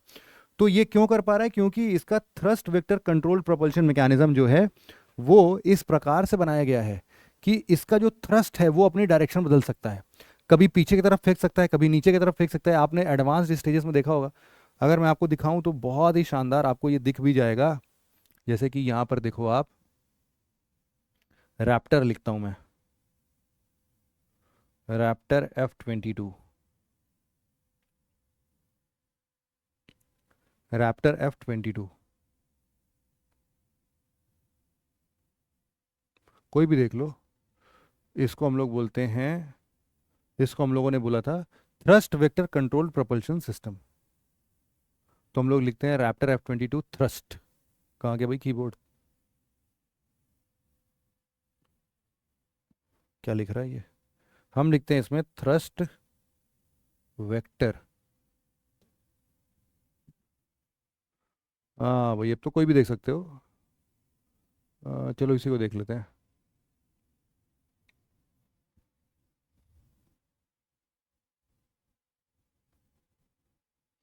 बस ये चला गया।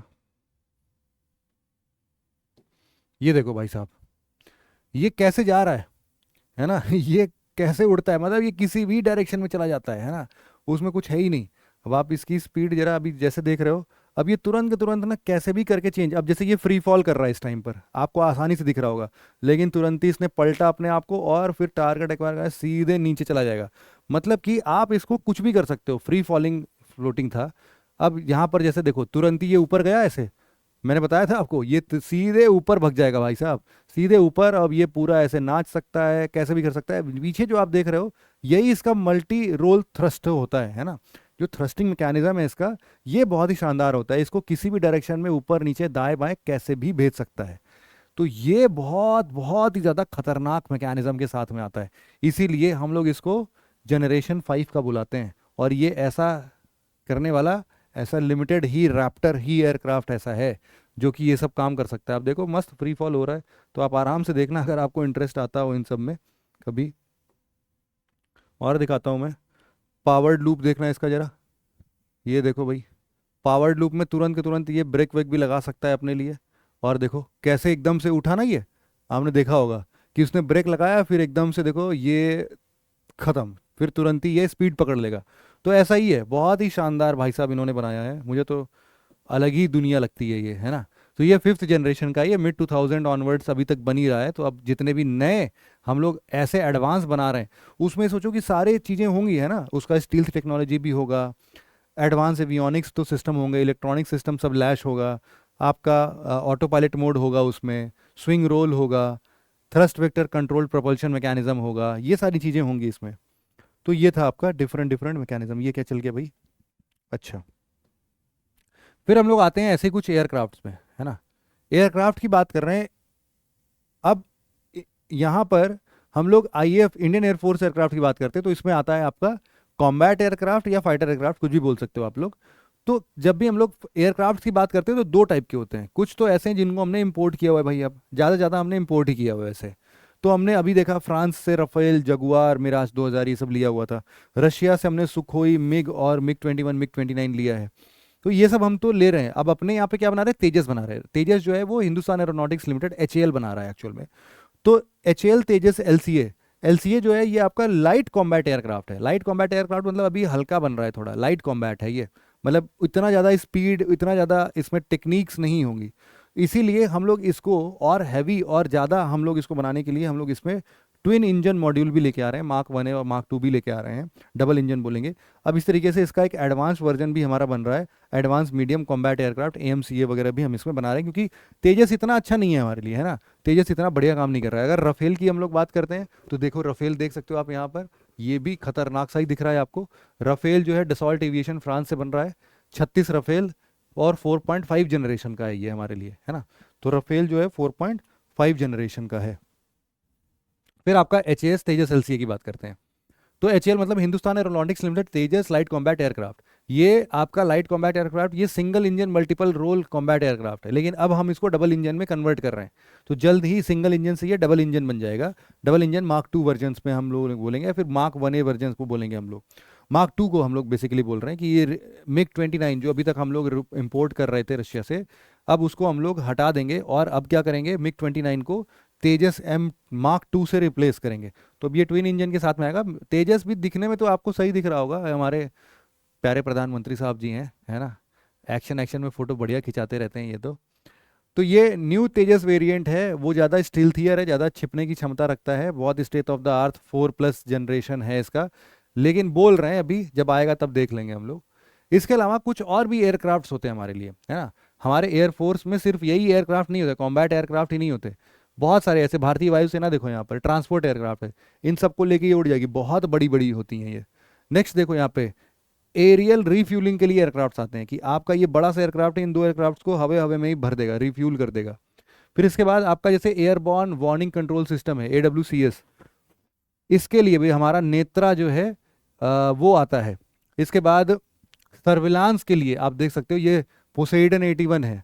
फिर इसके बाद हेलीकॉप्टर्स की बात करोगे तो आपका चेतक, रुद्रा, ये सब आते हैं। इसके बाद ट्रांसपोर्ट करने के लिए आप देख रहे हो यहाँ पर सारा का सारा ट्रांसपोर्ट करने, डबल डबल ऐसे टक टक टक टक हेलीकॉप्टर जैसे यहाँ पर जा रहा है, तो कितने भी भारी सामान को लेके जा सकता है। चिनूक यहाँ पर बोलते हैं, तो चिनूक हेलीकॉप्टर है ये। तो ऐसे हेलीकॉप्टर्स वगैरह भी हमारे पास रहते हैं हमेशा। यहाँ पर जैसे ये जो था इसको इल्यूशियन बोलते हैं, इल्यूशियन IL-176। फिर आपका आता है ड्रोन्स। ड्रोन्स भी भाई साहब कुछ तगड़े ही हैं अपने पास, ड्रोन्स कम नहीं है अपने लिए, ड्रोन्स भी तगड़े हैं। क्या है ये ड्रोन्स को अगर आप देखते हो तो ये रिमोटली पायलटेड एयरक्राफ्ट सिस्टम होते हैं, इसमें पायलट अंदर बैठता नहीं है और रिमोटली कंट्रोल कर सकते हैं हम इसको। तो ड्रोन जो है बेसिकली सर्वेलांस के लिए सबसे खतरनाक काम आता है, मतलब रिकनाइसेंस के लिए हम लोग इसको सबसे ज़्यादा काम में लेते हैं। लेकिन अब आगे चल के हम लोग ऐसे ड्रोन्स भी बना रहे हैं जो वॉरहेड कैपेबिलिटी के साथ आते हैं, कि जाओ भाई वहां पे बम छोड़ के चले आओ, हमें नहीं पता दुश्मन देश के अंदर घुसना है, इंसान को नहीं भेजेंगे, ड्रोन भेज देंगे भाई। ड्रोन जाएगा वहां पर टारगेट एक्वायर करेगा, उसको मारेगा, मार गिराएगा, वापस चलाएगा या वहीं ध्वस्त हो जाए, क्या ही मतलब है अपने को। तो क्योंकि इंसान की जान मान की हानि नहीं हो रही है ना कुछ भी, तो इसीलिए इसको हम लोग इस्तेमाल करते हैं। तो तपस BH-201 करके एक है, तो यहाँ पर इसको पहले हम लोग रुस्तम बुलाते थे, अब ये इसका नाम तपस हो चुका है। ये इंडिया का पहला indigenously build high endurance unmanned aerial vehicle है, UAV बोलते हैं, अनमैन्ड एरियल व्हीकल। यहाँ पर ये 25,000 तक की फीट पर उड़ सकता है, और ये एक बार में, हम इसको एंड्योरेंस बोलते हैं, एंड्योरेंस का मतलब है कि एक बार में 10 से 24 घंटे तक आसमान में टिका रह सकता है, इसको लैंड करने की जरूरत नहीं पड़ेगी। इसके बाद आपका निशांत है। Nishant indigenously build short range unmanned aerial vehicle है। तो शॉर्ट रेंज अनमैन्ड व्हीकल मतलब 150 किलोमीटर के आसपास ही चल रहा है। इसका पर्पस सर्वेलांस का, जैसे मैं बता रहा था, इसका एंड्योरेंस कितना है, 4-4.5 घंटे का ही है। फिर इसी का निशांत जो है ना, देखो अब निशांत के लिए दिक्कत क्या थी, ये लॉन्च मैकेनिज्म देख रहे हो, अरे ड्रोन है भाई साहब, ड्रोन में कोई आप फ्यूल थोड़ी ना भर रहे हो कि वो उड़ के जाएगा। तो अब इसको लॉन्च करने के लिए आपको थ्रस्ट देना पड़ेगा ना, तो वो थ्रस्ट कैसे मिलेगा, तो इसके लिए हम लोग ये लॉन्च पैड बनाते थे। ये जैसे जहाज को हम लोग ऐसे फेंक के उड़ाते हैं कागज वाले, वैसे समझ लो ये इस जहाज को या इस ड्रोन को ये ऐसे फेंक देता होगा, फिर ये बाकायदा उड़ते हुए चला जाता है। तो शुरुआती लॉन्च करना पड़ रहा था हमें इन्हें, तो हमने इसीलिए अब ये लॉन्च बार बार इस ट्रक को ढोना पड़ेगा तब ये लॉन्च होएगा, तो हमने बोला छोड़ो इसको। हम क्या करते हैं, इसी निशांत का एक पंछी वर्जन बना देते हैं। पंछी वर्जन क्या है, जिसमें नीचे पहिए भी लगे होंगे। तो यहाँ पे आप देख सकते हो ये पंछी वर्जन है, सेम मिसाइल है, यही सेम मिसाइल है, बस इसमें पंख, अब पंख नहीं मतलब सॉरी, हमने इसमें क्या लगा, पंख तो पहले ही लगे थे, पहिए लगा दिए। पहिए लगा दिए तो अब खुद ही ये टेक ऑफ कर सकता है और लैंड कर सकता है। ठीक है, तो ये फायदा हो गया इसका। अगला जो है आपका ऐसे ही लक्ष्य है। लक्ष्य जो है ये आप किस लिए इस्तेमाल करते हो, अब सोचो इसमें। आप बोल रहे हो कि हमने सर बैलिस्टिक मिसाइल बना दी, हमने क्रूज मिसाइल बना दी है सर, हमने तेजस के हिसाब से उसमें कई सारे मिसाइल दाग दिए हैं, मतलब कई सारे उसमें वो फिट कर दिए हैं। ये सारे मिसाइल काम करते हैं कि नहीं करते हैं, इनको कौन बताएगा। हमने बोला कि सर 99% एक्यूरेसी है। अरे कैसे पता चला भाई तुमको, ऐसे पता चला। ये जो लक्ष्य है ये reusable high subsonic aerial target है। तो ये एरियल टारगेट है, इसको हम लोग भेजते हैं और इसी का निशाना बनता है, जिससे कि सारा का सारा मिसाइल टेस्टिंग वगैरह होता है। इसकी स्पीड 500 किलोमीटर पर आवर की है, रेंज इसका लगभग लगभग 100 किलोमीटर तक का है। तो हम लोग इसी को मार गिराते हैं और इसी पर प्रैक्टिस करते हैं। फिर एक इस तरह से लक्ष्य के बाद आता है दक्ष। दक्ष जो है वो आपका लैंड बेस्ड ड्रोन स्पेसिफिकली आपके बॉम्ब डिस्पोजल के लिए होता है। जैसे मैंने बताया कि वेपन सिस्टम भी आजकल इसके थ्रू हम भेज दे रहे हैं, यहाँ पर आप बॉम्ब फिट करके भेज देते हो उस पर। फिर घातक है। घातक जो है ये भी बना नहीं है, लेकिन जब बनेगा तो सच में बहुत ही घातक होएगा भाई ये। क्यों, क्योंकि ये अनमैन्ड कॉम्बैट एरियल व्हीकल जैसा है, मतलब कॉम्बैट एयरक्राफ्ट जैसे होते थे वैसे अब ये कॉम्बैट एरियल व्हीकल होगा। इसके अंदर भी स्टील्थ टेक्नोलॉजी होगी जैसा हमारे एयरक्राफ्ट के अंदर में होता है, इसीलिए DRDO अब इसको फ्यूचर में बनाने की कोशिश कर रहा है। अब देखते हैं कब तक बन जाएगा। ऐसे ही आता है आपका HAL cats, Hindustan aeronautic limited का ये कैट्स है। ये है combat air teeming system. Air teeming system का जैसा नाम पता चल रहा है कि ये मान लो एयरक्राफ्ट है, एयरक्राफ्ट अपने साथ साथ बहुत सारे ऐसे ड्रोन्स को साथ में रखता है भाई। तो इसका एक सेंट्रल वर्जन होगा, है ना, यहाँ पर देख रहे हो आप, ये सेंट्रल वर्जन है, लेकिन इसके साथ छोटे छोटे यहाँ नीचे नीचे बहुत सारे ड्रोन रखे होंगे। तो ये सारे ड्रोन्स को आपस में कनेक्ट करके, जैसे हम लोग एक तो ऐसे हैं कि जमीन से उड़ाएंगे ड्रोन को फिर हम लोग कंट्रोल करेंगे, ऐसा नहीं है। ये सेंटर में चले जाओ एयरक्राफ्ट, और वही एयरक्राफ्ट एक्चुअल में अपने सारे ड्रोन्स की एक टीम बना के लोगों पर हमला कर देगा। तो ऐसा कुछ टेक्नोलॉजी बन रहा है जिसको हम लोग कैट्स बोल रहे हैं, जिसको हम लोग क्या बोल रहे हैं, कॉम्बैट एयर टीमिंग सिस्टम बोल रहे हैं। तो ये DRDO और न्यू स्पेस R&D लिमिटेड है वो बना रहा है। इसमें मैन्ड फाइटर एयरक्राफ्ट होगा जिसको हम लोग मदरशिप बोल रहे हैं, इसके साथ बहुत सारे ड्रोन्स के स्वाम होंगे। स्वाम ऑफ ड्रोन्स का मतलब है कि जत्था होगा ड्रोन्स का, जो कि इस सभी एयरक्राफ्ट के द्वारा टैकल किया जाएगा। अब जमीन पे बैठ के हम नहीं उड़ा रहे होंगे ड्रोन को, हम एयरक्राफ्ट के अंदर बैठ के भाई साहब सारे ड्रोन की टीम करके उसको हम लोग अब और ध्वस्त करने का, सामने वाले को और डराने का काम कर रहे हैं। तो ये बहुत ही शानदार टेक्नोलॉजी है कैट्स, HAL के द्वारा। अब हम बात करते हैं, हमने देखो हमने मिसाइल्स वगैरह के बारे में पढ़ लिया, हमने बेसिकली आर्मी के भी सारी चीज़ों के बारे में पढ़ ही लिया है लगभग लगभग, जितना यूपीएससी के पॉइंट ऑफ व्यू से था। अब नेवी की बात करते हैं यार। नेवी जो है वो सरफेस और अंडर वाटर दो वर्जन में हो सकता है। अगर सरफेस की बात करते हैं तो देखो there are certain frigates, there are certain destroyers और there are certain aircraft carrier. Aircraft carrier जो होते हैं वो बेसिकली जो हम आपके अभी सुखोई, MiG, रफेल ये सब देख रहे थे ना, इन सबको कैरी करके समुद्र तक लेके चले जाते हैं। इतना दूर इनको उड़ा के लेके जाओगे, पता चला आधे में ही फ्यूल खत्म हो गया आपका, और दुश्मन देश जो है जब तक वो पहुंचेगा वहां पर ध्वस्त कर रहा होगा, आपके नेवी के साथ में कुछ लड़ाई वड़ाई चल रही होगी, उतने टाइम तक आप पहुंचोगे देर हो जाएगी। इससे अच्छा है कि पूरे पानी में एयरक्राफ्ट को साथ लेके चलो। जब भी दिक्कत आए तो जो लॉन्चिंग है आपका 200 मीटर का रनवे, 300-400 मीटर का रनवे अगर चाहिए तो हम उतना 400 मीटर बड़ा एयरक्राफ्ट कैरियर लेके ही चल दे रहे हैं, है ना। अरे वो देखा था आपने, जैसे कि अरे क्या नाम है यार इसका मूवी के, अरे यही अपने एवेंजर मूवी में, उसका नाम भूल गया, जो आंख में एक पट्टी बांध के चल रहा था, है ना। अरे वो जो सब कुछ कंट्रोल करता है भाई साहब।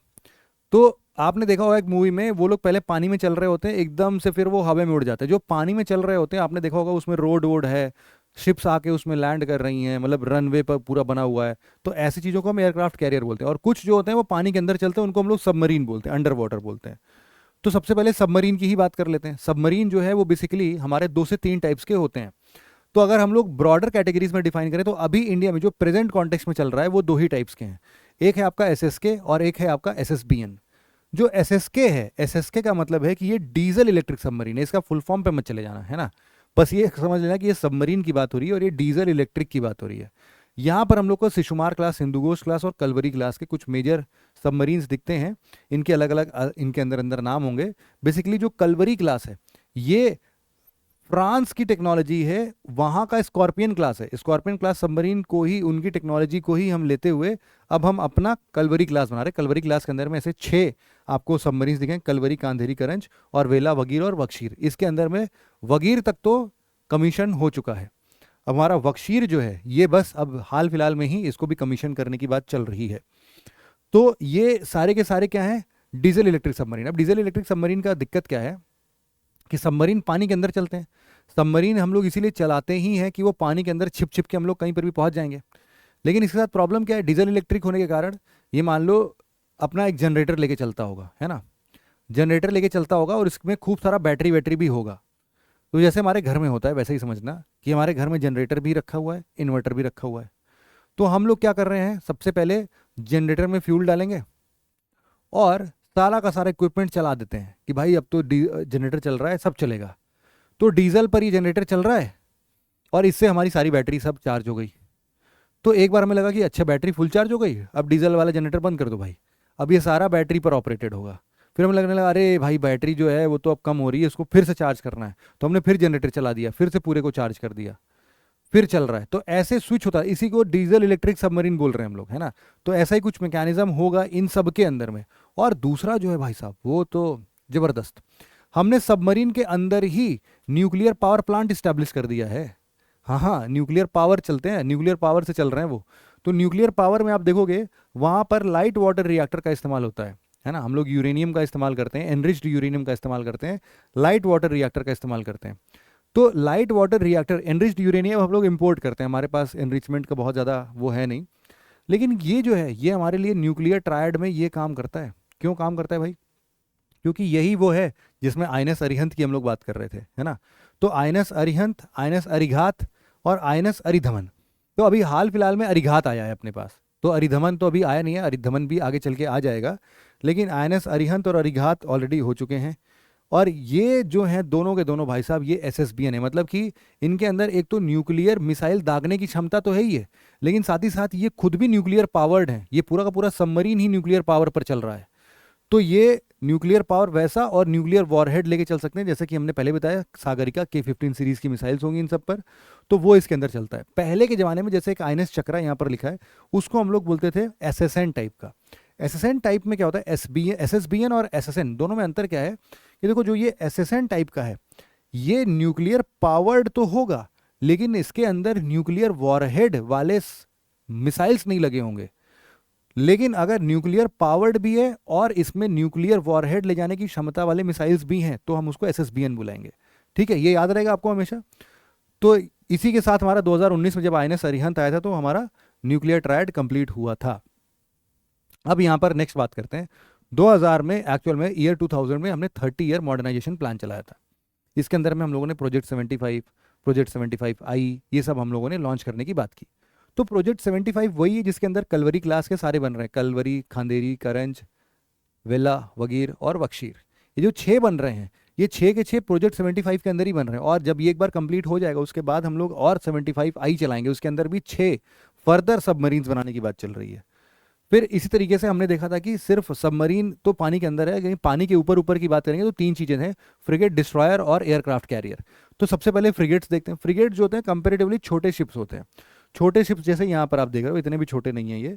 तो यहाँ पर जैसे छोटे शिप्स हैं ना, इनका काम मल्टीपल रोल पर आता है कि यार चले जाओ इनके साथ पेट्रोलिंग करके चले जाओ, है ना, चले जाओ वहाँ पर वो इवैक्यूएशन करवाना है यार, अब थोड़ा सबका बार बार निकालो, पानी में भरो, वापस लेके चले आना।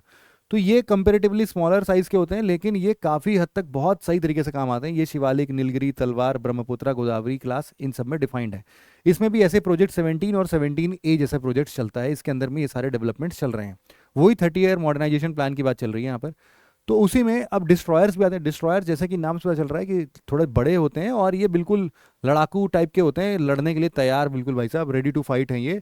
डायरेक्ट कॉम्बैट के लिए इनका इस्तेमाल सीधे सीधे कर सकते हो। ये आपके शहरों के नाम पर ज़्यादा मिलेंगे, जैसे कि विशाखापट्टनम, कोलकाता, दिल्ली, राजपूत, ये सारी चीज़ें।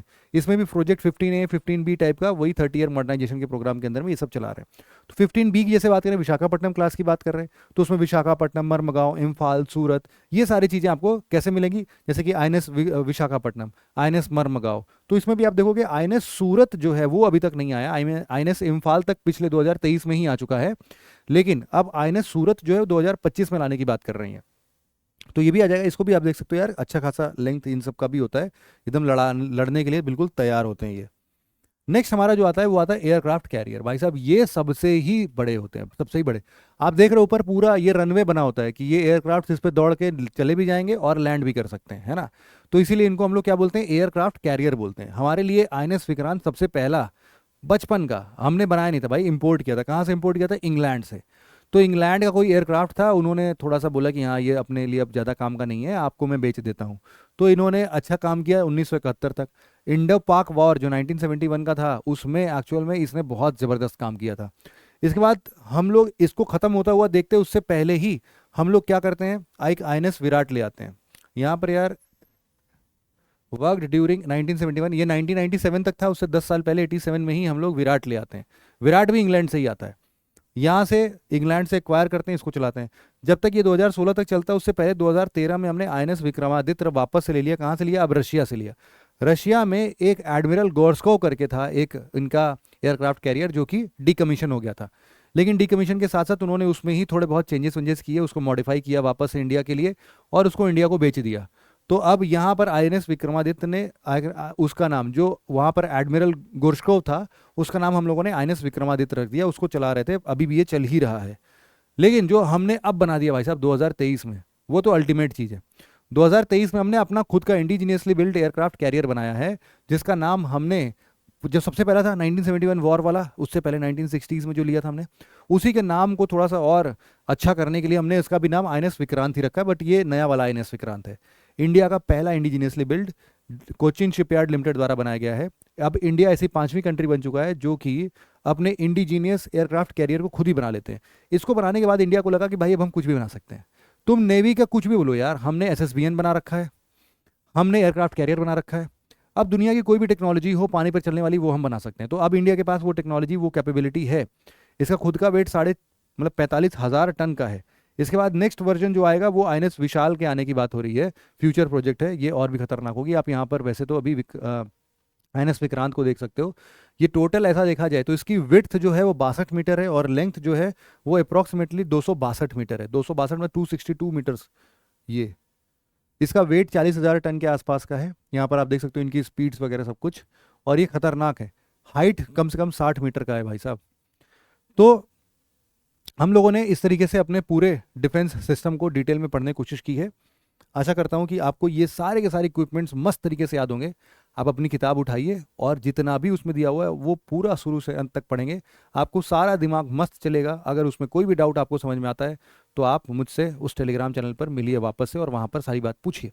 आज के लेक्चर को फिर हम यहीं पर विराम देते हैं। आशा करता हूँ आपको ये चैप्टर मज़ेदार लगा होगा। और मज़ा आया तो नीचे ज़रूर से लिख देना कि सर दिल गार्डन गार्डन हो गया हमारा इसको पढ़ने के बाद, और बहुत ही गर्वान्वित महसूस हो रहा है हमें। जो भी मर्जी है लिख देना बढ़िया से। हम लोग मिलते हैं फिर अपने अगले लेक्चर के साथ। इस लेक्चर में इतना ही था। Thank you so much for listening it very patiently friends. Have a nice day. Thank you.